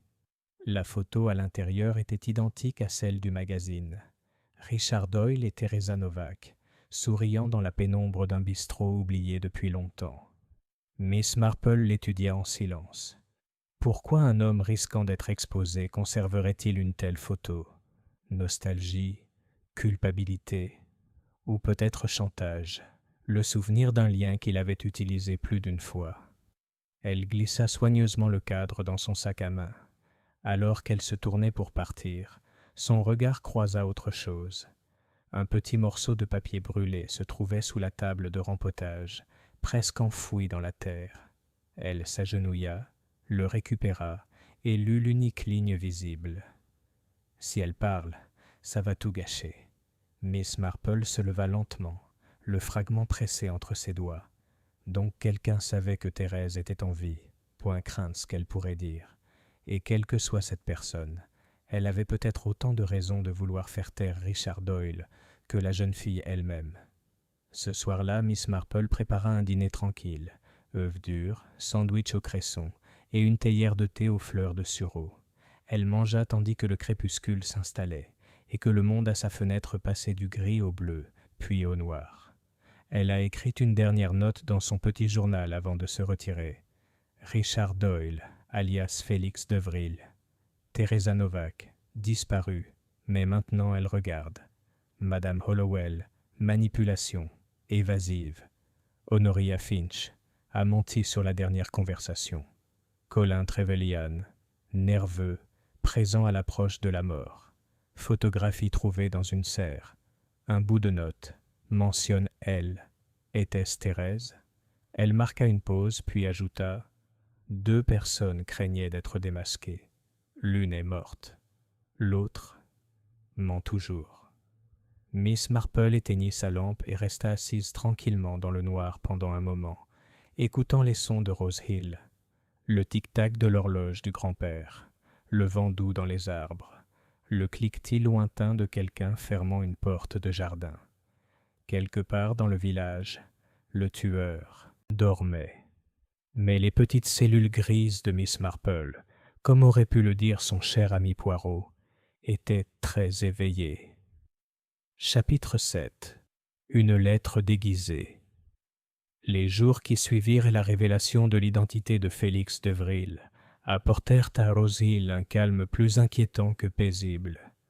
Là où autrefois les ruelles bourdonnaient de ragots, les conversations avaient pris un ton plus vif. Moins de spéculation, plus de suspicion. Dans chaque salon, derrière chaque voilage, on s'interrogeait non seulement OMS avait tué l'homme, mais pourquoi quelqu'un parmi eux l'avait fait. Au centre de tout cela se tenait Miss Marple, calme, courtoise et, comme toujours, profondément sous-estimée. Ce matin-là, elle était assise à sa table recouverte de dentelle, un coupe-papier à la main, les sourcils légèrement froncés. La lettre en question était arrivée ce matin-là dans une enveloppe inhabituellement épaisse pour une correspondance de village. Elle ne portait pas d'adresse de retour et était simplement adressée à Mademoiselle G. Marple, Church Lane. L'écriture était soignée, trop soignée, délibérément soignée. À l'intérieur se trouvaient 3 éléments. Une feuille de papier bleu pâle, une deuxième page plus petite pliée en 4 et une coupure de presse. Le Marleycombe Herald et nécrologie. Miss Marple a commencé par la lettre principale. « Chère Miss Marple, si vous lisez ceci, c'est que je suis soit partie, soit en planque. Je ne sais plus à qui faire confiance. Même les gens qui semblent gentils ne sont pas ce qu'ils paraissent. J'ai essayé de lui dire que je voulais partir, mais il m'a répondu que j'en savais trop. Que si je partais, je n'irais jamais bien loin. Il a dit que les gens oublient des choses. Les accidents arrivent. Je crois qu'il le pensait vraiment. C'est là que j'ai su que je devais disparaître. S'il vous plaît, ne les laissez pas déformer les faits. Je ne l'ai pas tué. Mais je connais quelqu'un qui avait peut-être plus de raison que moi. Regardez le testament. Pas le nouveau, l'ancien. Il a laissé de côté quelqu'un qui n'apprécierait pas d'être coupé. Je suis désolé de ne pas pouvoir en faire plus. Mais peut-être que ça peut aider. Le vôtre, T. Miss Marple, expira doucement. La note n'était signée que de l'initiale, mais elle confirmait ce qu'elle soupçonnait déjà. Teresa Novak avait non seulement fui par peur, mais avait été menacée. Et maintenant, elle passait le flambeau à quelqu'un de mieux placé pour achever ce qu'elle ne pouvait pas faire. Miss Marple déplia la deuxième feuille, plus petite. C'était un brouillon dactylographié, une pâle copie carbone, du genre utilisé avec du papier calque et des rouleaux de ruban. Daté d'il y a 4 mois, il disait « Moi, Félix Devril, nom légal Richard Doyle, révoque par la présente tous mes testaments antérieurs. Je lègue l'intégralité de ma succession, y compris l'argent, les biens et les effets personnels, à Mademoiselle Honoria Finch de Rose Hill, en remerciement de sa loyauté et de sa compréhension. Il n'y avait aucune signature de témoin, pas de sceau officiel, simplement une signature en bas, une longue signature oblique, F, Devril, et l'air indubitable d'un secret pas encore prêt à être vu. Miss Marple le lut 2 fois, puis le posa à côté du 3e objet, la coupure de journal. La nécrologie était courte et imprimée dans le style archivistique des journaux de petite ville. Un nom jaillissait de la page. Geoffrey Finch, frère bien-aimé d'Honoria, s'est éteint paisiblement à Willowbank Cottage des suites d'une brève maladie. Il laisse dans le deuil sa sœur Honoria, qui a pris soin de lui durant ces derniers mois. Alors le nom Finch était relié au chalet. Miss Marple sentit quelque chose se mettre doucement en place. À midi, elle se dirigeait vers le cimetière de Saint-Luc, ses pieds craquant doucement sur le chemin de gravier, tandis que les nuages se dissipaient pour révéler un soleil hésitant. Elle passa devant les tombes avec une familiarité certaine. La modeste pierre tombale de M. Stratton avec le R tordu, le mausolée familial plutôt immodeste des Ridley, et la vieille croix saxonne sur laquelle la société historique n'avait jamais vraiment trouvé d'accord. Elle s'arrêta tout au bout, près des ajouts les plus récents, là où les fleurs semblaient encore fraîches et où la poussière de pierre n'avait pas encore disparu. Et voilà, un simple marqueur. Geoffrey Finch, 1900, 1 à 1952, frère bien-aimé. Repose en paix. Miss Marple resta silencieuse un moment. Elle avait connu Geoffrey Finch de loin, un homme calme, doux, réservé, un homme qui lisait de la poésie et élevait rarement la voix.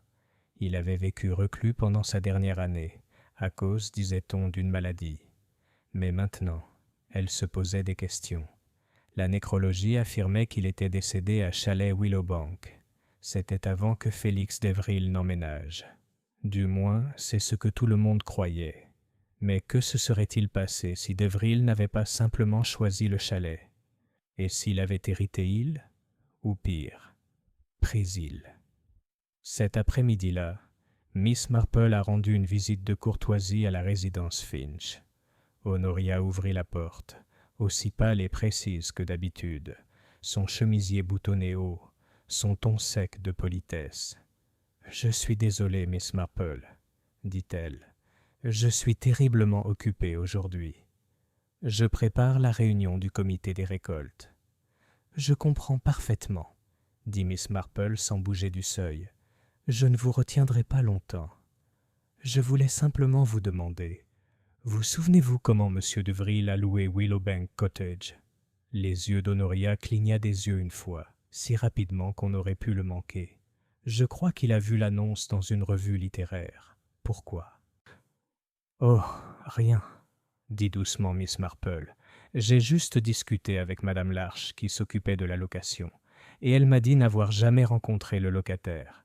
Tout a été réglé par courrier, au nom de M. Geoffrey Finch. » La bouche d'Honoria s'éclaircit.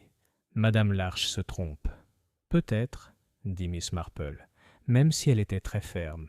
Elle a dit que le premier chèque de loyer avait été signé par l'avocat de M. Finch, quelques semaines avant sa mort. Bien sûr, j'ai trouvé cela plutôt étrange.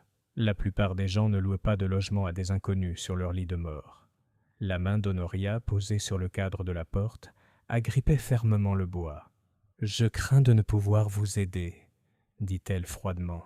« Bonjour. » La porte se referma doucement, mais pas avant que Miss Marple ne remarque le reflet de la sueur le long de la clavicule de la femme.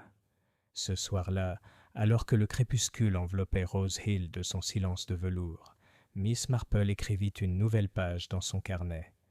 Geoffrey Finch, occupant d'origine de Willowbank Cottage, Félix d'Evril, ou Richard Doyle, a pris l'identité du locataire après la mort de Finch. Possible falsification de transfert de succession, possible coercition. Honoria Finch, bienfaitrice dans le Nouveau Testament, précédemment omise dans l'Ancien. Motivation claire si la tromperie est découverte. Elle tapota légèrement son stylo. Si Doyle avait découvert quelque chose qu'Honoria avait fait dans les derniers jours de la vie de son frère, il aurait pu la menacer, ou pire, s'en servir pour la contraindre. Cela pourrait expliquer sa peur tenace, ses esquives prudentes, son mensonge sur sa conversation avec Doyle le jour de sa mort. Et si elle apprenait qu'il l'avait exclu du testament final? Bien. Le motif, comme on dit, avait plusieurs visages. Miss Marple regarda par la fenêtre tandis que les premières étoiles apparaissaient. Quelque part, un tueur marchait libre dans la pénombre, portant la culpabilité dans ses os et la peur d'être découvert dans sa poitrine. Mais les secrets, comme les lettres mal cachées, ont une façon de se révéler. et Miss Marple serait là quand il le ferait. Chapitre 8. L'horloge cassée dans le salon. La pluie est revenue sur Rose Hill jeudi après-midi, non pas à torrent, mais sous forme d'une bruine régulière et persistante qui recouvrait chaque feuille et chaque pavé d'un fin voile gris. C'était le genre de pluie qui s'infiltrait dans les bottes, brouillait la vue depuis les vitres et plongeait le monde dans un silence maussade. Miss Marple, tout juste rentrée de la poste avec un paquet de laine à tricoter emballé et 2 enveloppes légèrement humides, s'arrêta sous l'avant-toit de son portail et leva les yeux vers le ciel bas.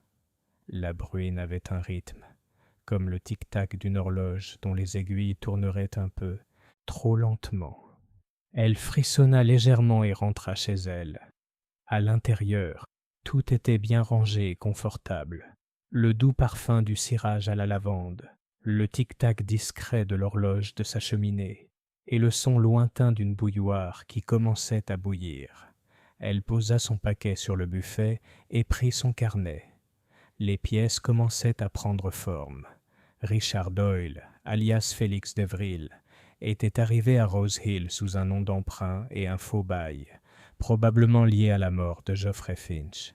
Il avait vécu dans la discrétion, s'intégrant à la vie du village juste assez pour passer inaperçu, mais pas assez pour ne pas être oublié s'il disparaissait à nouveau. Mais quelqu'un l'avait remarqué. Teresa Novak, Honoria Finch, peut-être même Agatha Hollowell. Chacun avait des liens avec lui. Et puis il y avait la bougie.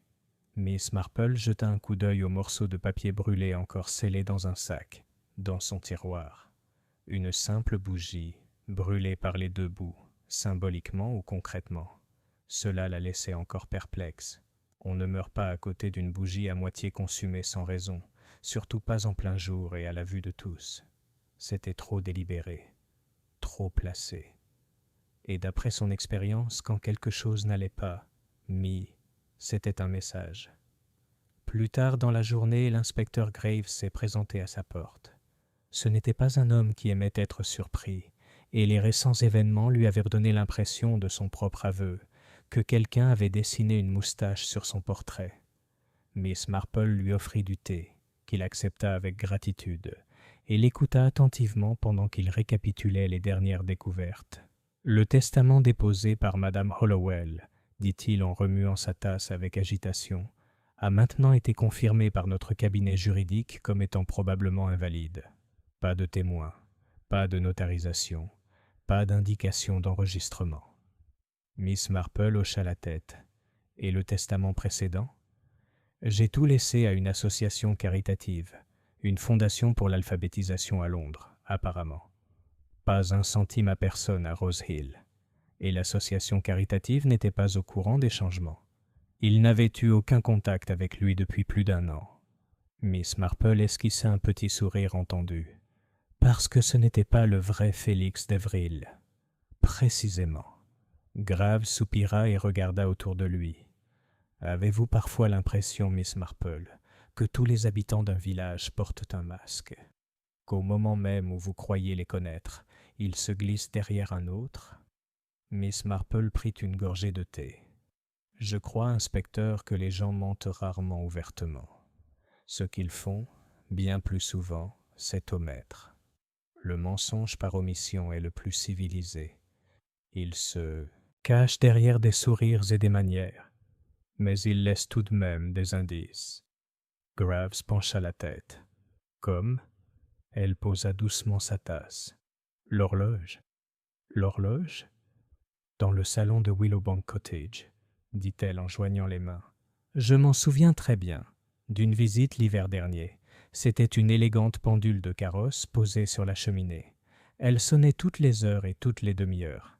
Plutôt gaiement, d'ailleurs. Graves hocha lentement la tête. Oui, je m'en souviens. Qu'en pensez-vous ? Quand on m'a montré le corps dans le jardin, dit doucement Miss Marple, j'ai jeté un coup d'œil par la fenêtre du cottage. La porte du salon était entr'ouverte. Je pouvais à peine apercevoir la cheminée. Les aiguilles de l'horloge étaient arrêtées à 2h45 précises. Graves cligna des yeux. « C'est intéressant, n'est-ce pas ?» demanda-t-elle. surtout quand on sait que le docteur Rowntree a estimé l'heure du décès vers 3h30. Il fronça les sourcils. « J'aurais pu m'arrêter plus tôt. »« Peut-être, » dit-elle, « ou peut-être que quelqu'un a bougé les aiguilles. » Il la regarda fixement, la compréhension naissant lentement. « Tu penses que l'horloge était modifiée pour suggérer un autre horaire ?»« Oui, oui, » dit-elle. « C'est une vieille astuce. Semer la confusion dans l'épreuve. Si quelqu'un croyait que le décès était survenu plus tôt, il pourrait être induit en erreur quant à la localisation des personnes clés. Les alibis changent.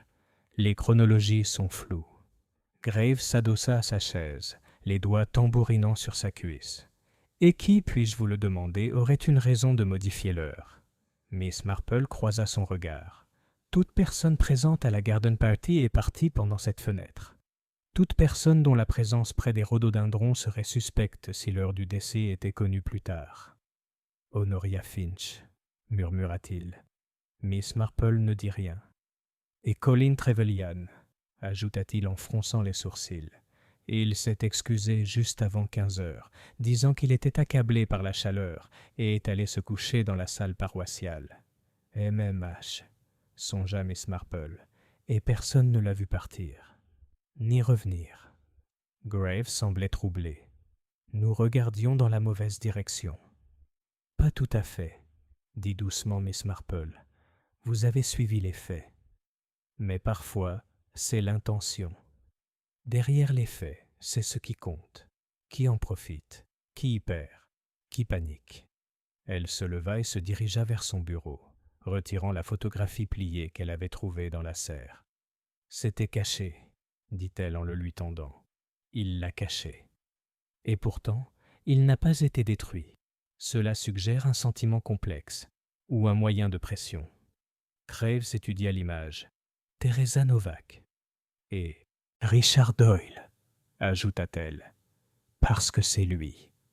Il n'a pas seulement volé un nom, il s'est forgé une nouvelle personnalité.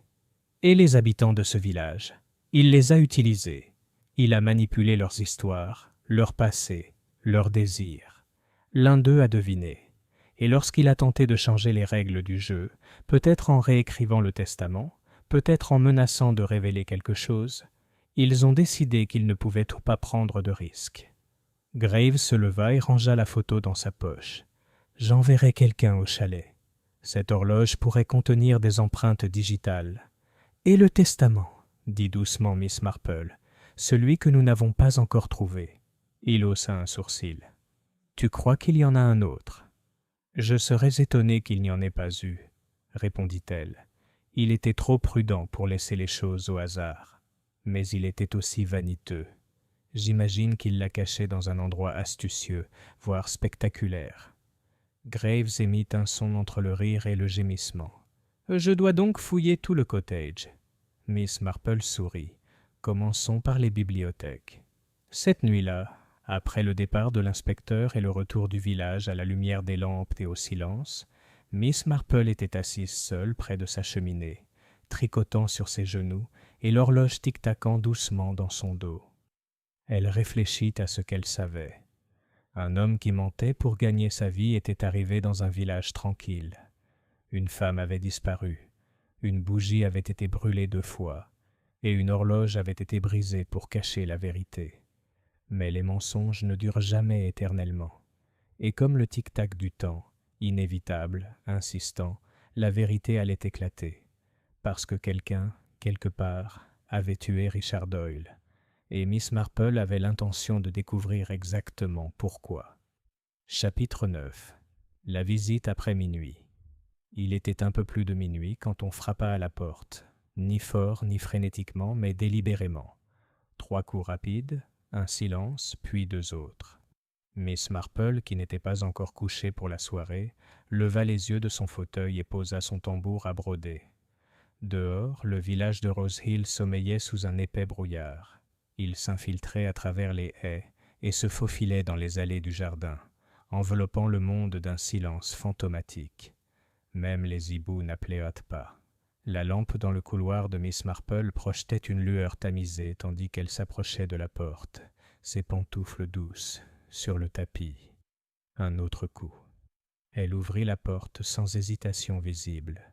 Debout là, trempée par la brume et enveloppée dans un cardigan trop fin, se tenait une fille, son visage pâle, ses yeux écarquillés, ses lèvres tremblant non pas de froid, mais de quelque chose de plus profond.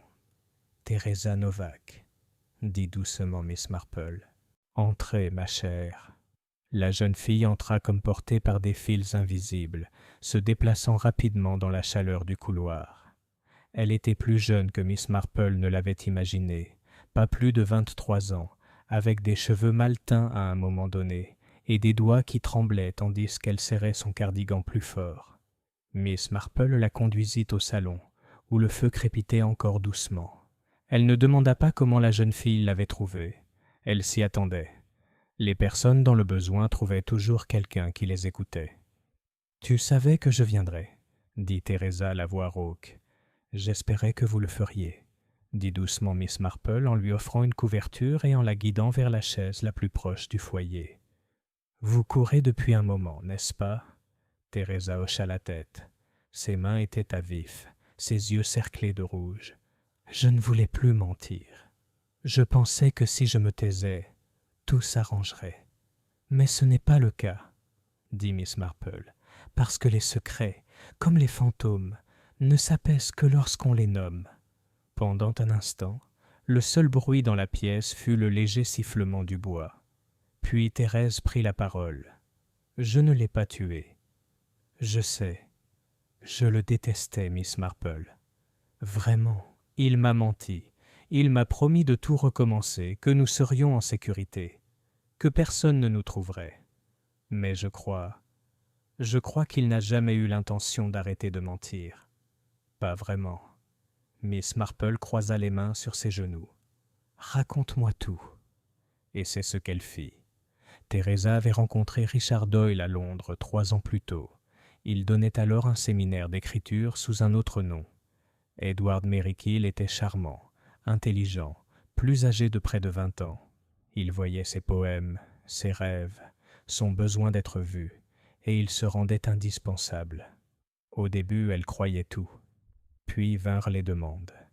Utiliser son nom pour ouvrir un compte, l'aider à emprunter un manuscrit pour un ami, prendre une photo avec lui lors d'un événement littéraire où il la présentait comme sa protégée, même si elle apprit plus tard que ce cliché avait servi à tromper un éditeur. Elle était déjà tombée amoureuse lorsqu'elle a découvert son vrai nom. Et à ce moment-là, c'était trop tard. Lorsque le scandale éclata, lorsque ses faux furent découverts et sa fraude littéraire révélée, il disparut, et il l'emmena avec lui. « Il a dit qu'on irait au calme, » murmura Teresa, le regard fixé sur le feu. « On recommence. » Il s'est teint les cheveux, s'est laissé pousser la barbe et s'est fait appeler Félix Devril. Il a dit que je devais faire comme si on ne s'était jamais rencontrés, que personne ne devait le savoir. Ils arrivèrent à Rose Hill sous le couvert d'une tempête de neige. Geoffrey Finch, un homme sans famille, mais avec un modeste cottage et une santé fragile, était leur cible. Richard se lia d'amitié avec lui, l'aida et prit même soin de lui. Lorsque Geoffrey s'éteignit paisiblement dans son sommeil, Richard saisit l'occasion. Il revendiquait son titre de locataire. Il revendiquait son identité. « J'étais censé partir après ça, » dit Teresa d'une voix à peine murmurée. « Il a dit que j'étais un danger, que quelqu'un pourrait me reconnaître. Il m'a donné de l'argent et m'a dit qu'il me recontacterait plus tard. Mais elle était restée, cachée à la vue de tous, acceptant un emploi sous la garde de sa cousine Agatha Hollowell, prétendant être une parente éloignée avec un nom étranger et sans histoire. Il n'est jamais revenu me voir. Mais il m'a envoyé des lettres, me disant quoi dire, ou éviter. Et puis, le mois dernier, il m'a dit qu'il rédigeait un Nouveau Testament, qu'il prévoyait de se séparer d'Agatha, qu'Honoria avait quelque chose dont il avait besoin. Je ne sais pas ce que c'était, mais ça l'effrayait. Miss Marple resta assise en silence, essayant de reconstituer l'histoire. « Alors tu as couru » dit-elle enfin. « Oui » dit Teresa. J'ai brûlé les lettres, mais pas toutes. Je pensais que quelqu'un comprendrait peut-être. Et puis, quand j'ai appris sa mort, j'ai pensé que c'était peut-être fini. Mais ce n'était pas le cas, dit doucement Miss Marple, parce que quelqu'un l'a tué. Et si ce n'était pas vous, ma chère, alors le tueur nous observe toujours. Thérèse leva les yeux. Sais-tu qui c'était? J'ai des soupçons, répondit Miss Marple, mais j'ai besoin d'une dernière vérité de votre part. Une petite chose, peut-être? Richard, a-t-il jamais caché quelque chose dans la maison? Un compartiment, un tiroir, une cachette? Thérèse hésita, puis hocha lentement la tête. Il y avait un creux dans la cheminée. Derrière l'horloge, il y conservait autrefois de faux manuscrits. Il disait que personne ne penserait à regarder derrière une horloge. Les yeux de Miss Marple brillaient. « Merci, ma chère. C'est peut-être la dernière pièce. » Au matin, l'inspecteur Graves avait reçu une note discrète de Miss Marple, demandant une fouille de la cheminée du salon de Willowbank Cottage. Ils l'ont trouvé. Un petit document plié, jauni et scellé à la cire. Il s'agissait d'un autre testament, daté d'une semaine seulement avant le décès de Richard Doyle. Celui-ci était dûment signé par 2 témoins, apparemment ignorants de ce dont ils avaient été témoins, et son contenu était saisissant. Je lègue ma succession à l'unique bénéficiaire détenant la preuve de ma véritable identité, à condition qu'elle serve à révéler les mensonges que j'ai vécus. Cette personne est Mademoiselle Teresa Novak. Miss Marple lut le testament 2 fois, puis le rendit à Graves. « Il savait, dit-elle doucement, il savait que quelqu'un viendrait le chercher, et il a laissé une miette de pain, pas pour la police, mais pour elle. » Graves parut troublé. « Alors celui qui l'a tué a peut-être trouvé ça en premier, et a essayé de l'empêcher. » « En effet, dit Miss Marple, mais ils n'ont pas retrouvé Teresa. Et ils n'ont pas brûlé tous les indices. » Elle se leva lentement. « Il est temps, dit-elle, de tendre le piège. » Chapitre 10. Le piège du thé et du sucre. C'était une matinée lumineuse et d'une douceur trompeuse à Rose Hill, le genre de matinée qui incitait les personnes âgées à s'installer dans les chaises de jardin et les chats à se réfugier dans les coins ensoleillés, avant qu'une rafale de vent glacial ne rappelle à tous que l'automne était encore arrivé. La pluie avait cessé, mais les feuilles accrochées aux arbres étaient craquantes, signe d'avertissement. Une journée qui paraissait chaude, mais qui ne l'était pas. Un sourire aux yeux glacés. Miss Marple versa une cuillerée de sucre roux dans son thé, tandis que l'horloge sonnait 11 heures. Elle attendait un visiteur.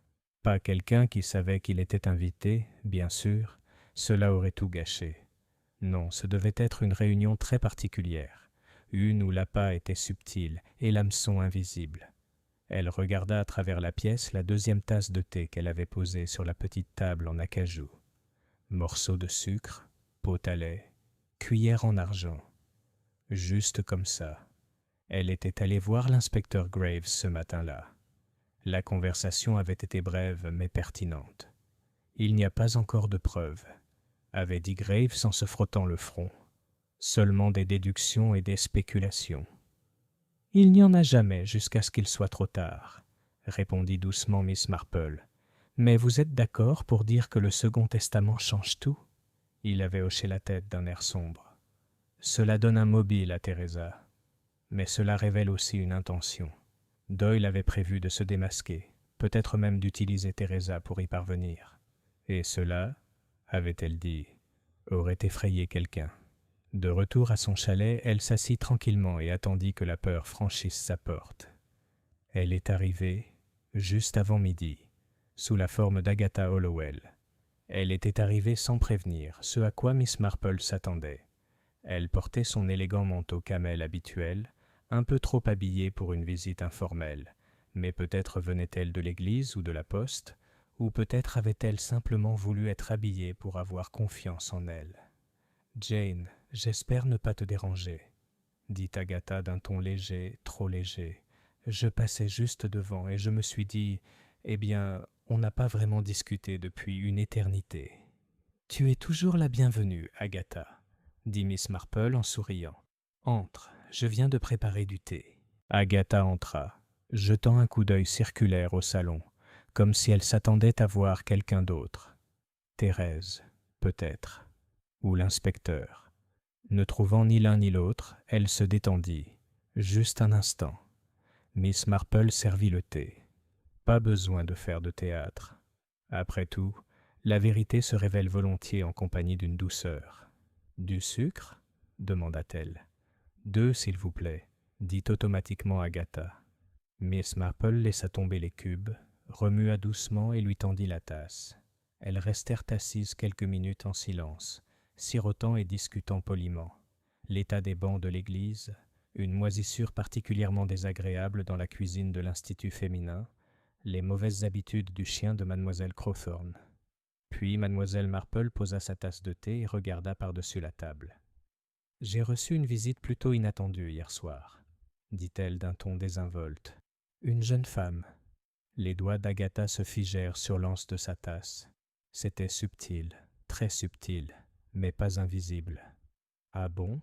demanda-t-elle. « Quelqu'un de la paroisse ?»« Non, » répondit Miss Marple. « Du passé, je dirais. Elle s'appelle Teresa Novak. » Il y eut un silence, un long silence. « Je vois, » dit enfin Agatha. « Alors elle est revenue. »« Elle n'est jamais vraiment partie, » répondit Miss Marple. « Elle s'est juste effacée, comme le font souvent les filles effrayées lorsque des hommes puissants leur font des promesses et leur confient des secrets. » Agatha prit une gorgée de thé, mais ses mains étaient raides. Elle reposa la tasse avec précaution. « Elle t'a tout dit ?»« Assez, » dit doucement Miss Marple. « Assez pour savoir qu'elle ne l'a pas tué. Et assez pour savoir que quelqu'un d'autre avait une raison bien plus forte de le faire. » Le silence dans la pièce changea. Il s'épaissit. « Agatha, » dit Miss Marple doucement, « vous saviez qui il était. » Les lèvres d'Agatha s'entr'ouvrirent légèrement. « Vous le saviez depuis le début, » poursuivit Miss Marple. « Vous l'avez reconnu. Non pas dans un magazine, comme vous avez prétendu l'entendre plus tard, mais dans la vie. Peut-être à Londres, peut-être grâce à une précédente liaison, peut-être même au dernier jour de Geoffrey Finch. Vous l'avez aidé à s'installer ici, vous l'avez aidé avec la propriété. Peut-être même espériez-vous tirer profit de sa nouvelle identité. Et puis, lorsqu'il a rédigé son premier testament vous léguant tout, vous vous êtes cru en sécurité. » Agatha se leva lentement. Son expression était immobile, mais ses yeux flamboyaient. « Et puis il a changé d'avis, » dit Miss Marple, toujours assise. « Il s'est à nouveau attaché à Teresa. Ou peut-être craignait-il simplement que le filet ne se referme sur lui. Quoi qu'il en soit, il avait l'intention de tout lui léguer.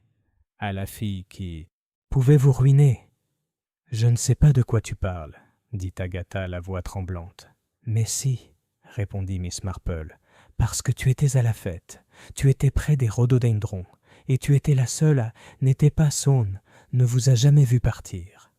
Pourtant, vous êtes réapparu quelques minutes après la découverte du corps, rouge et troublé, prétendant vous être éloigné pour prendre de l'aspirine.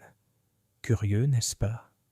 Tant de regards se sont tournés vers vous ce jour-là, et pourtant personne ne vous a vu près de la table après 15h30. La voix d'Agatha se brisa. Il allait tout révéler.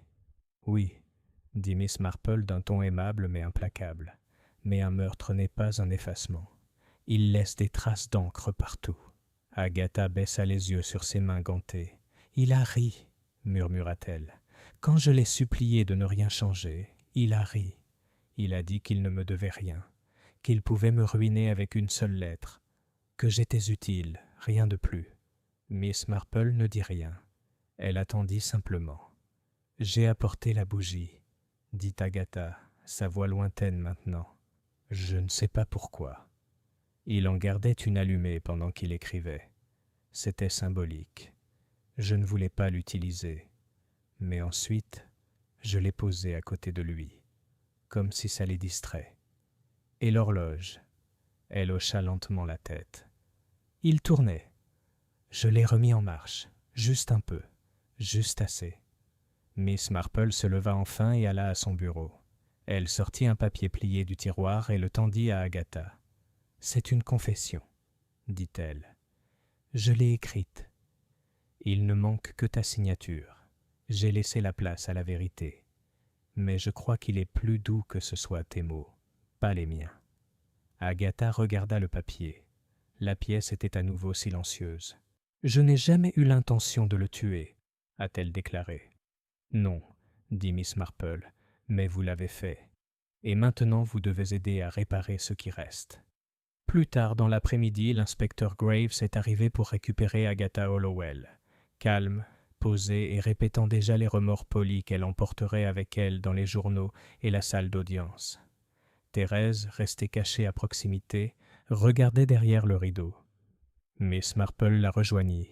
« Tu es libre maintenant, ma chère, » dit-elle. Thérèse se retourna. « Mais que se passe-t-il ensuite ?» Miss Marple esquissa un léger sourire. « Maintenant, recommence. » Mais cette fois, sans courir. La fille hocha la tête. Dehors, le soleil avait enfin percé. La bougie avait brûlé 2 fois. Et la justice, silencieuse, discrète et enveloppée dans le parfum du sucre et du thé, était enfin arrivée à Rose Hill. Chapitre 11. La maison qui retenait son souffle. Il règne une sorte de calme dans un village après la résolution d'un crime. Un calme qui n'est pas la paix, mais quelque chose de plus fragile. Comme le silence après un orage, lorsque chaque feuille était mouillée et luisante, et que personne ne sait vraiment s'il faut sortir ou attendre encore un peu. À Rose Hill, ce silence persistait dans chaque haie, planait dans la file d'attente à la poste, et s'insinuait dans les voies de la chorale de Saint-Luc. Car même si Agatha Hollowell avait avoué que l'inspecteur Graves l'avait consciencieusement conduite en garde à vue, une part du choc restait suspendue dans l'air. L'incrédulité qu'une des leurs, une femme qui présidait la société de jardinage et organisait la fête des récoltes pendant 17 années consécutives, ait été capable de meurtre. Miss Marple, quant à elle, ne semblait pas surprise. Elle était seulement légèrement triste. « On me demande souvent, » a-t-elle confié au docteur Rowntree, alors qu'il partageait un thé tranquillement dans son salon 2 jours après l'arrestation. « Pourquoi tant de choses se produisent dans les villages ? Je réponds toujours que ce n'est pas qu'il y a plus de crimes. C'est qu'à la campagne, les masques sont plus fins. Les gens vivent près, les uns des autres. Tôt ou tard, on voit quelque chose. » Le docteur Rowntree hocha la tête solennellement. « Vous pensez qu'Agatha a tout planifié depuis le début ?» Miss Marple remua son thé. « Non, pas au début. Je crois qu'elle croyait pouvoir le contrôler, qu'elle pouvait transformer ce mensonge en une chose avec laquelle elle pourrait vivre. Mais les menteurs, comme les incendies, grandissent s'ils ne sont pas entretenus. » Le médecin baissa les yeux. Elle l'appréciait beaucoup, je crois. Ou plutôt, ce qu'elle croyait qu'il était. « Oui, » répondit doucement Miss Marple, et quand il a essayé de lui enlever cela, quand il s'est tourné vers quelqu'un de plus jeune, quelqu'un qu'elle avait caché, je pense que la trahison est devenue trop cruelle. Elle s'est vue s'effondrer, et elle a choisi de réduire au silence la seule personne qui pouvait la détruire. Le docteur Rowntree soupira. « Une affaire terrible. Qu'adviendra-t-il du cottage, je me le demande ?» À ce moment-là, l'expression de Miss Marple changea légèrement.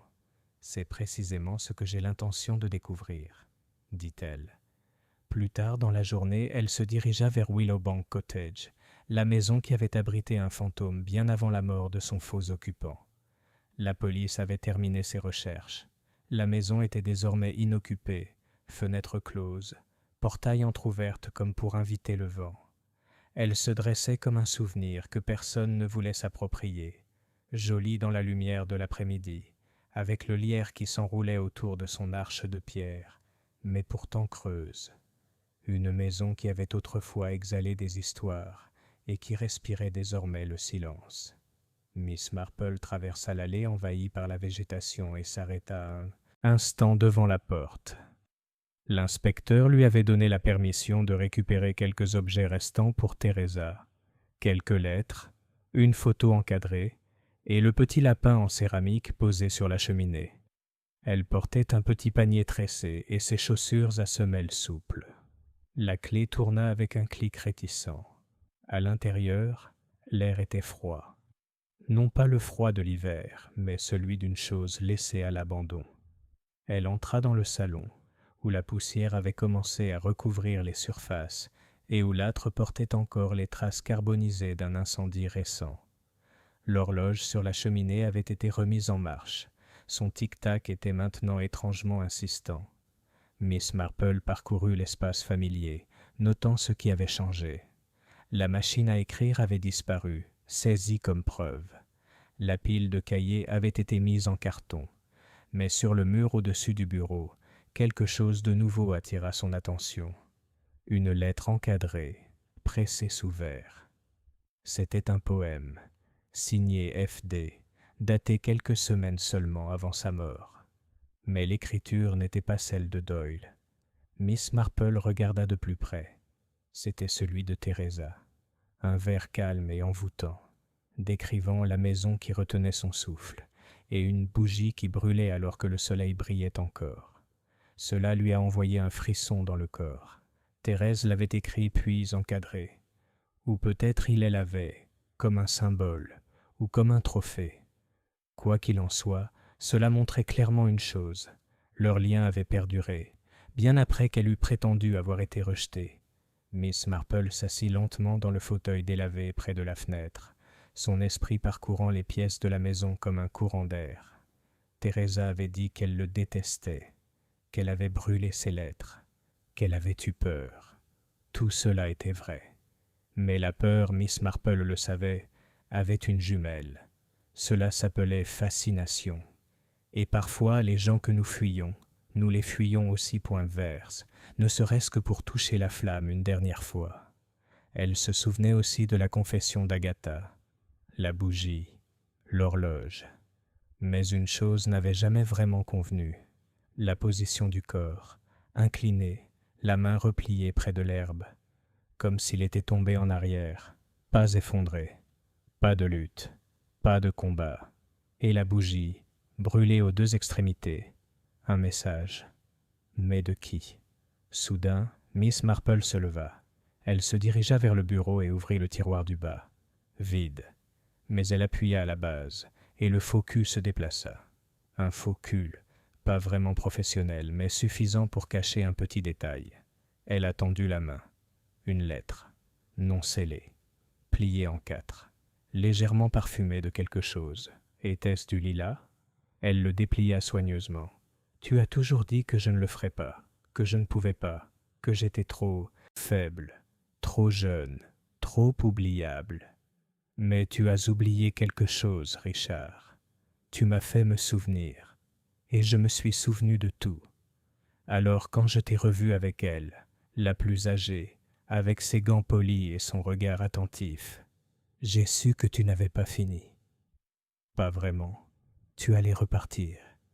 Mais cette fois, c'est moi qui suis parti. Tu as dit que je ne pourrais jamais te faire de mal. Mais j'ai allumé la bougie. Je t'ai regardé boire le thé. Je t'ai dit que l'heure n'était pas bonne. Et tu as ri. Comme toujours. Mais j'ai arrêté l'horloge. Et maintenant la maison est calme. Miss Marple s'assit lourdement.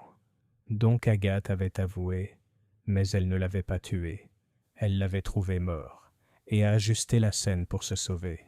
Le meurtrier était Teresa Novak, pas dans un accès de rage, mais dans une vengeance froide et méthodique. Plus tard dans la soirée, Miss Marple est retournée au bureau de l'inspecteur. Elle déposa la lettre devant lui. Il le lut en silence, la mâchoire serrée. « Elle le niera », dit-il doucement. « Elle ne le fera pas, » répondit Miss Marple. « Tu crois qu'elle va se rendre ?»« Non, » répondit Miss Marple, « mais elle comprendra que nous savons. Et savoir, c'est ce qui compte. La justice doit être vue, pas seulement pour les tribunaux, mais aussi pour la mémoire. » Graves ferma lentement la lettre. « Que voulez-vous que je fasse ?» Miss Marple regarda par la fenêtre. Le brouillard était revenu. Le village était à nouveau plongé dans le silence. Elle n'a pas d'argent, pas de biens, pas de pouvoir. Elle n'exercera plus jamais un tel pouvoir. Et je pense, a-t-elle dit, qu'elle portera ce fardeau toute sa vie, plus lourd qu'une peine de prison ne le pourrait jamais. Il hocha la tête, lentement, gravement. Et Agatha, elle a modifié une scène de crime, a déclaré mademoiselle Marple. Elle a avoué un meurtre qu'elle n'avait pas commis, pour se protéger. C'est aussi un crime. L'inspecteur soupira. Je vais écrire. Miss Marple se leva pour partir. À la porte, elle s'arrêta. La maison, dit-elle, a longtemps respiré le mensonge. Il est temps de la laisser expirer. Chapitre 12. Le souvenir qui ne dormait pas.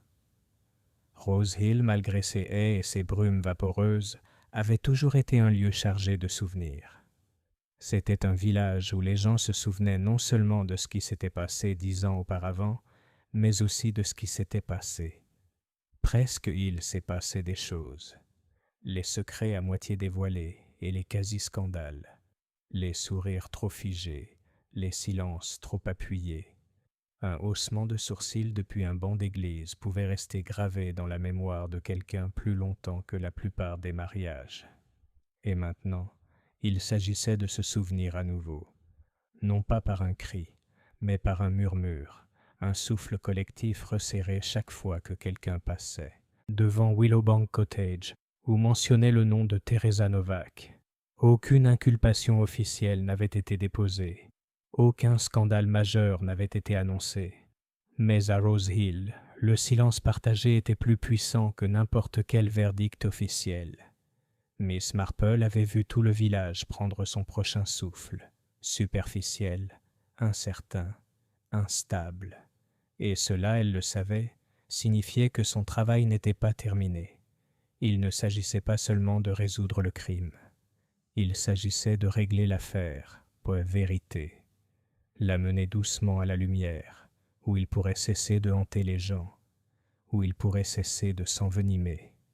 Alors, elle a décidé qu'il était temps de raconter une histoire. Ce n'est pas un mensonge, mon Dieu non, mais un mensonge bien placé version de la vérité. Une vérité qu'on pourrait avaler, comme une cuillerée de médicaments amers dans une tasse de thé sucré. Elle a commencé avec Madame Weatherby. Une rencontre fortuite au marché. Des carottes dans une main, un exemplaire de le Church Times dans l'autre. « Ma chère », avait dit Miss Marple avec ce ton conspirateur qui ne cessait de nous émouvoir. « J'ai entendu une chose très curieuse de la part de l'inspecteur ce matin. Savez-vous qu'il semble que la pauvre Agatha n'ait pas été aussi responsable qu'on le pensait ?» Les yeux de Madame Weatherby s'écarquillèrent comme de la pâte qui lève. « Tu ne le dis pas. »« dit Miss Marple en choisissant un poireau. « Il pense que quelqu'un d'autre a peut-être trafiqué le thé. Empoisonné, vous savez. Pas violent du tout, plutôt calme. Je dis toujours que ce sont les calmes qui surprennent. » Et puis elle est passée à autre chose. À la fin de la journée, l'histoire s'était répandue, non pas comme un fait avéré, mais comme une spéculation. Le genre de spéculation impossible à réfuter, tant elle était calme. Et Rose Hill, comme tous les villages anglais, avait un faible pour les histoires tragiques sans spectacle. Quelque chose de triste et de subtil, quelque chose qu'on pouvait porter comme une dentelle de deuil plutôt qu'un voile funéraire. Mais tout le monde n'a pas accepté l'histoire aussi facilement. Certains fantômes se souvenaient différemment. C'est par un froid vendredi soir, alors que le soleil se glissait derrière les collines et éclairait le ciel de traînées de safran et de mauve, que Teresa Novak revint au cottage de Miss Marple. Ne pas avouer, ne pas nier, mais pour régler autre chose. Miss Marple ouvrit la porte sans surprise. « Entrez, mon enfant. » C'est ce qu'avait fait Thérèse. Son manteau était trop grand, ses yeux fatigués d'une façon plus profonde que le sommeil. Elle paraissait plus vieille que son âge, non pas à cause de son âge, mais à cause de son âge. Miss Marple n'a pas proposé de thé. Elle a simplement attendu. « J'ai entendu, » dit doucement Teresa. « Ce qu'ils disent. J'imagine que... » « Oui. Que c'était quelqu'un d'autre. Une erreur. Que j'étais moi aussi une victime. » Miss Marple ne dit rien. « Je ne le suis pas. » Miss Marple bougea enfin, marchant vers la fenêtre, où la dernière lumière filtrait derrière la haie. « Tu n'es pas innocent, dit-elle, mais tu n'es plus celui que tu étais non plus. Il t'a transformé, façonné par ses mensonges, et quand le moment est venu, tu as cru qu'il n'y avait pas d'autre solution. »« Je l'ai fait, » dit Teresa, la voix brisée. « Je voulais qu'il parte. Je voulais être libre. Il a dit qu'il ne me laisserait jamais partir. »« Tu l'as cru. Je savais, lui. » Miss Marple se retourna, les yeux remplis d'une gentillesse qui blessait plus profondément que la colère.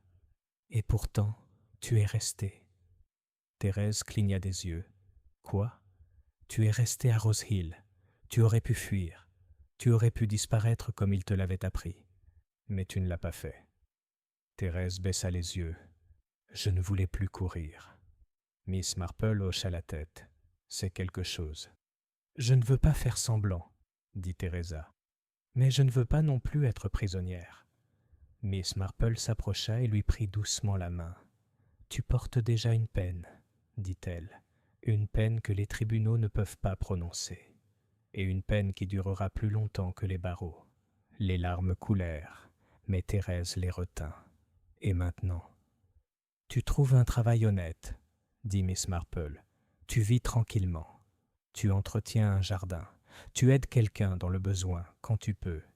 Et un jour, peut-être dans longtemps, tu te surprends à te regarder dans le miroir et à penser « Je n'y ai pas échappé. Je l'ai enduré. Cela suffira. » Thérèse se leva. Elle n'a pas parlé, mais elle hocha la tête. Et puis elle est partie, dans l'air nocturne qui avait commencé à bourdonner de givre. Plus tard dans la soirée, Miss Marple était assise près du feu, ses aiguilles posées sur ses genoux, ses pensées se déplaçant plus lentement que d'habitude. Pas fatiguée, mais mesurée. Un crime a été commis. Une vie avait été prise. 2 femmes se sont cassées. Un en fureur, l'autre dans la peur. Mais le village commençait à se calmer. Madame Crowthorne avait repris ses soupçons sur le fils du boulanger. La chorale avait choisi un nouveau cantique. Même le vicaire avait remarqué que la fête des récoltes devrait peut-être être plus simple cette année, et que la leçon d'humilité pourrait leur être utile à tous. Seul le chalet est resté vide.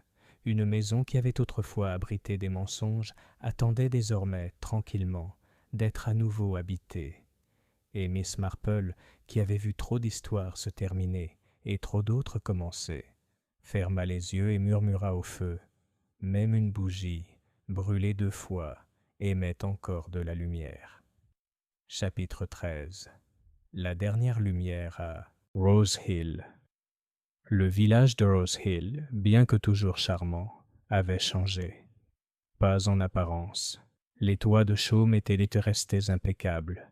Les murs de pierre s'effondraient encore délicatement à leurs angles, et la cloche de l'église sonnait aussi fidèlement que toujours. Mais au fond, quelque chose avait changé. Un silence s'était installé sur son rythme familier.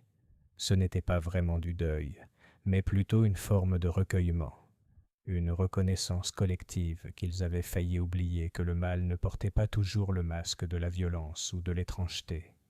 Parfois, cela s'accompagnait de charme, et de thé, et de poésie. Dans les semaines qui avaient suivi l'arrestation d'Agatha Hollowell et son retrait discret de la société villageoise, la véritable identité de Richard Doyle et sa mort tragique avaient disparu des conversations, mais pas des mémoires. On n'en parlait plus qu'à voix basse, avec des regards en coin, comme si l'air lui-même pouvait encore porter des traces du scandale. Teresa Novak est restée à Rose Hill. Ce seul fait aurait fait sourciller, et c'est ce qui s'est passé. Mais Miss Marple avait veillé à ce que sa présence ne soit pas perçue comme une ombre persistante, mais comme un élément de la guérison. Teresa travaillait désormais à la bibliothèque sous la supervision réticente, mais finalement consentante, de Madame Brindle.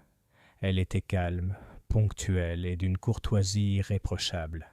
Elle ne parlait jamais de Richard Doyle, et avec le temps, le village commença à l'accueillir avec cette manière si typiquement anglaise, en faisant comme si le passé n'était que murmuré, jamais crié, Miss Marple, observant depuis son banc habituel à Saint-Luc ou derrière ses rideaux de dentelle, une tasse de thé à la main, savait que le dernier chapitre n'était pas encore tout à fait écrit. Il restait un fil à dénouer. Une visite s'imposait.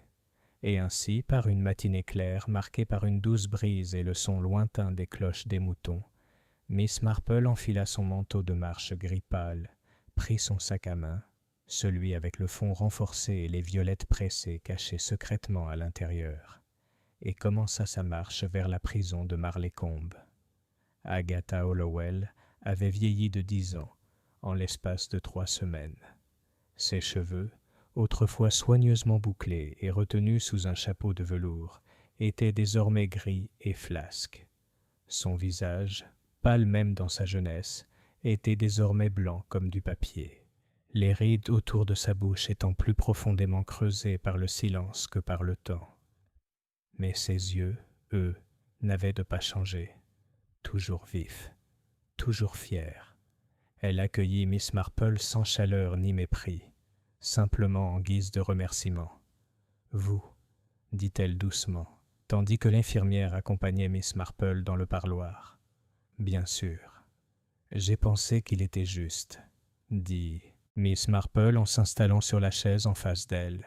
« Que nous nous parlions une dernière fois, en tant que femme, en tant que témoin de la même tempête. » La bouche d'Agatha se tordit légèrement. « Tu es venu me demander pourquoi je ne l'ai pas arrêté. »« Non, » dit Miss Marple.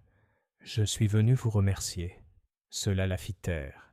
« J'y ai bien réfléchi, » continua Miss Marple. « Vous êtes arrivé peu après sa mort. Vous avez vu la coupe, la bougie, peut-être même le mot, et vous avez immédiatement compris ce qui s'était passé. »« Oui, » dit Agatha après un long moment, « et je savais à quoi cela ressemblerait si je restais silencieuse. Alors tu as choisi d'avouer. J'ai choisi de lui donner une chance. » Miss Marple la regarda un long moment. « Tu le détestais aussi. » Une pause. « Si, » murmura Agatha. « Pas au début. Au début, je pensais qu'il était le salut, l'excitation, une raison de remettre du rouge à lèvres. Mais les hommes comme lui, ils ne le font pas, voire toi. Ils t'utilisent pour se refléter. Et quand il a amené son ici, quand j'ai vu qu'il n'avait pas l'intention de recommencer, seulement de répéter tout avec quelqu'un de plus jeune. » Elle s'est arrêtée. Miss Marple n'a pas insisté. « Est-ce que tu le regrettes ?» demanda-t-elle doucement. « Non, » dit Agatha, « mais j'aurais aimé être plus forte dans le droite manière. » Miss Marple tendit la main par-dessus la table et doucement lui toucha la main. « Nous le souhaitons tous, » a-t-elle dit, à un moment ou à un autre. La matrone a annoncé que le temps était écoulé. Agatha se leva. À la porte, elle marqua une pause.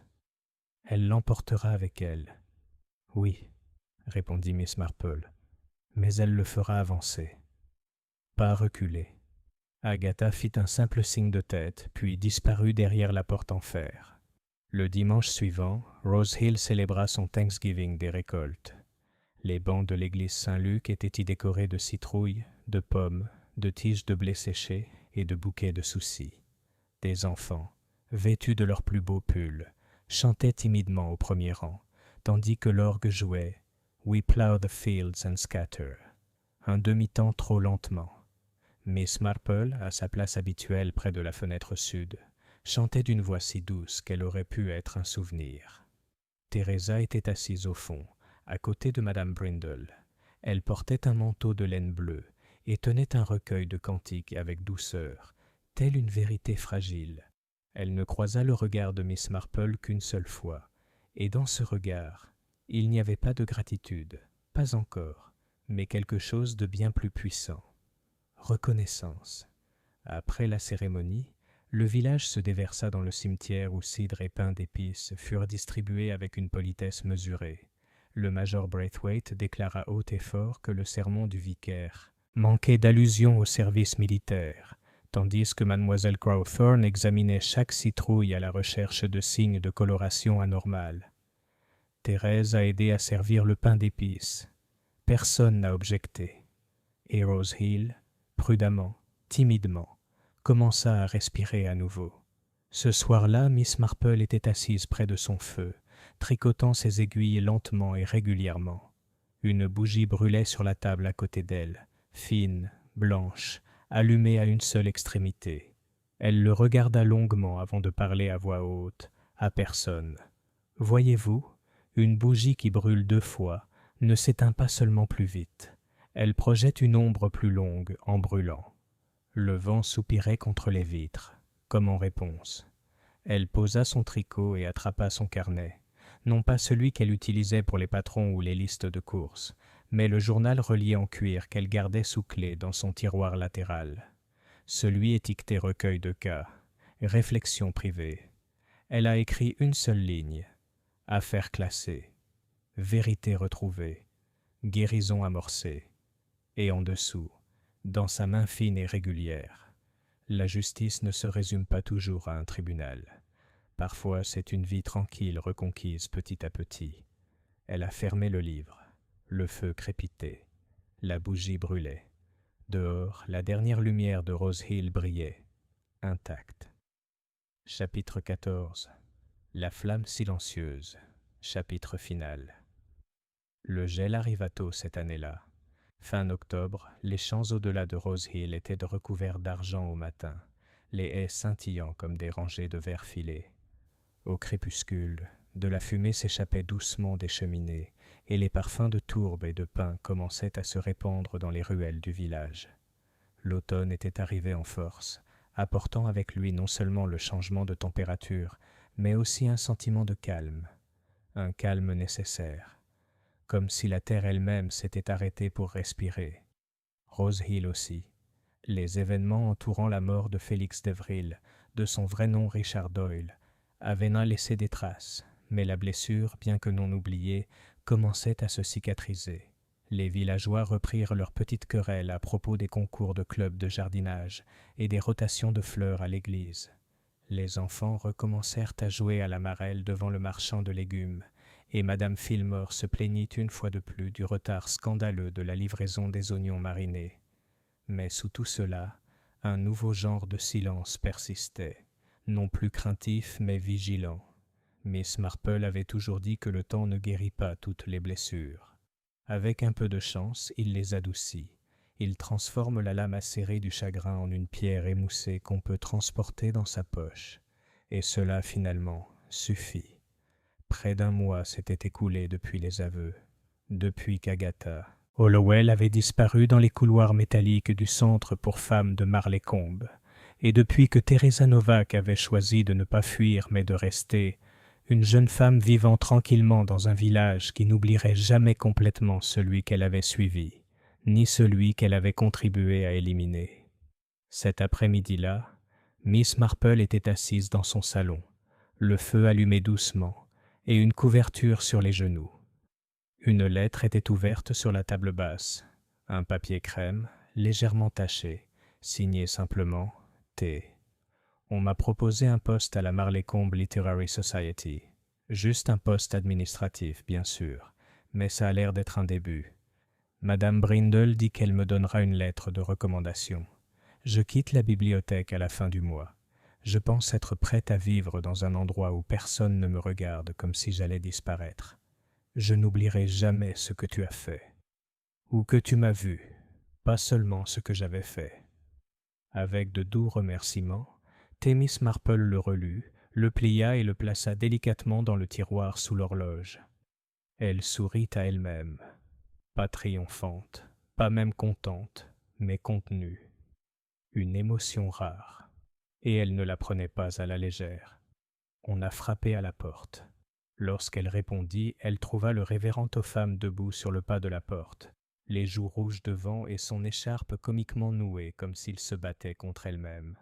« Mademoiselle Marple, » dit-il, essoufflé et sérieux, « j'espère que vous me pardonnerez cette intrusion, mais je me demandais si je pouvais vous déranger quelques instants de votre sagesse. »« Toujours, » dit Miss Marple en s'écartant, « mais je vous préviens, je n'ai pas d'avis tranché sur le rembourrage des coussins des bancs. » Il gloussa en entrant. « Non, c'est plus délicat. Il s'agit de pardon. » Miss Marple lui fit signe de s'asseoir. « Ce n'est pas un sujet facile. »« Non, dit-il, ce n'est jamais le cas. Mais c'est une question qui semble être sur toutes les lèvres ces derniers temps. Voyez-vous, certains pensent qu'en tant que paroisse, nous devrions saluer mademoiselle Novak plus officiellement, tendre la main.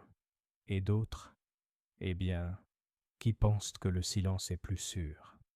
Et qu'est-ce que toi croyez-vous, révérend ? » Il soupira. « Je crois à la miséricorde, mais je crois aussi à la peur. Elle fait des choses étranges à des gens par ailleurs bons. Elle les pousse à se raccrocher à leur confort et à fermer leurs portes. » Miss Marple le regarda avec chaleur. « Alors, vous avez raison. La peur est très humaine, mais le courage aussi. Et le courage, j'ai constaté, ressemble rarement à un geste d'épée.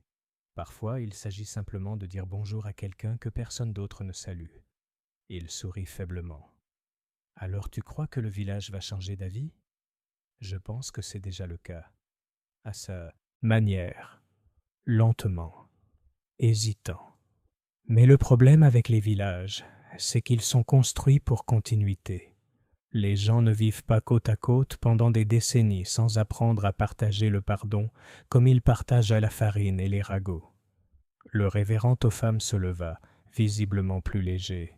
« Merci, Miss Marple.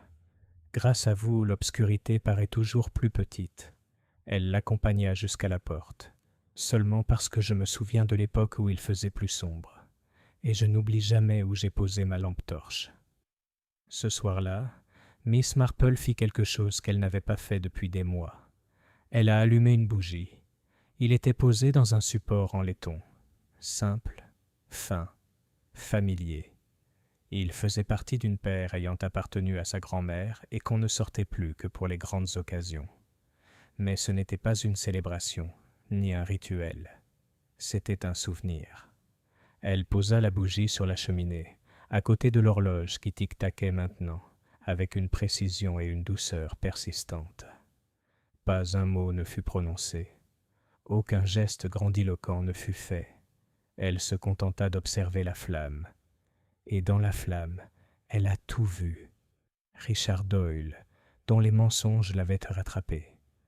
Agatha Hollowell, dont le cœur avait été brisé par l'ambition. Teresa Novak, dont la vie avait presque été ruinée par les deux. Et le village, qui avait été presque réduit au silence, mais qui avait trouvé une voie dans la gentillesse. Et elle-même, Jane Marple, ni héroïne, ni juge, ni sauveuse.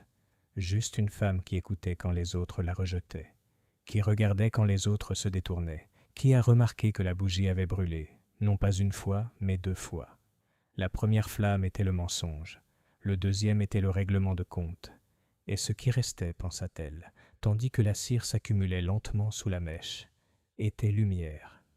Pas brillant, mais stable, et ça ferait l'affaire. Cela ferait toujours l'affaire.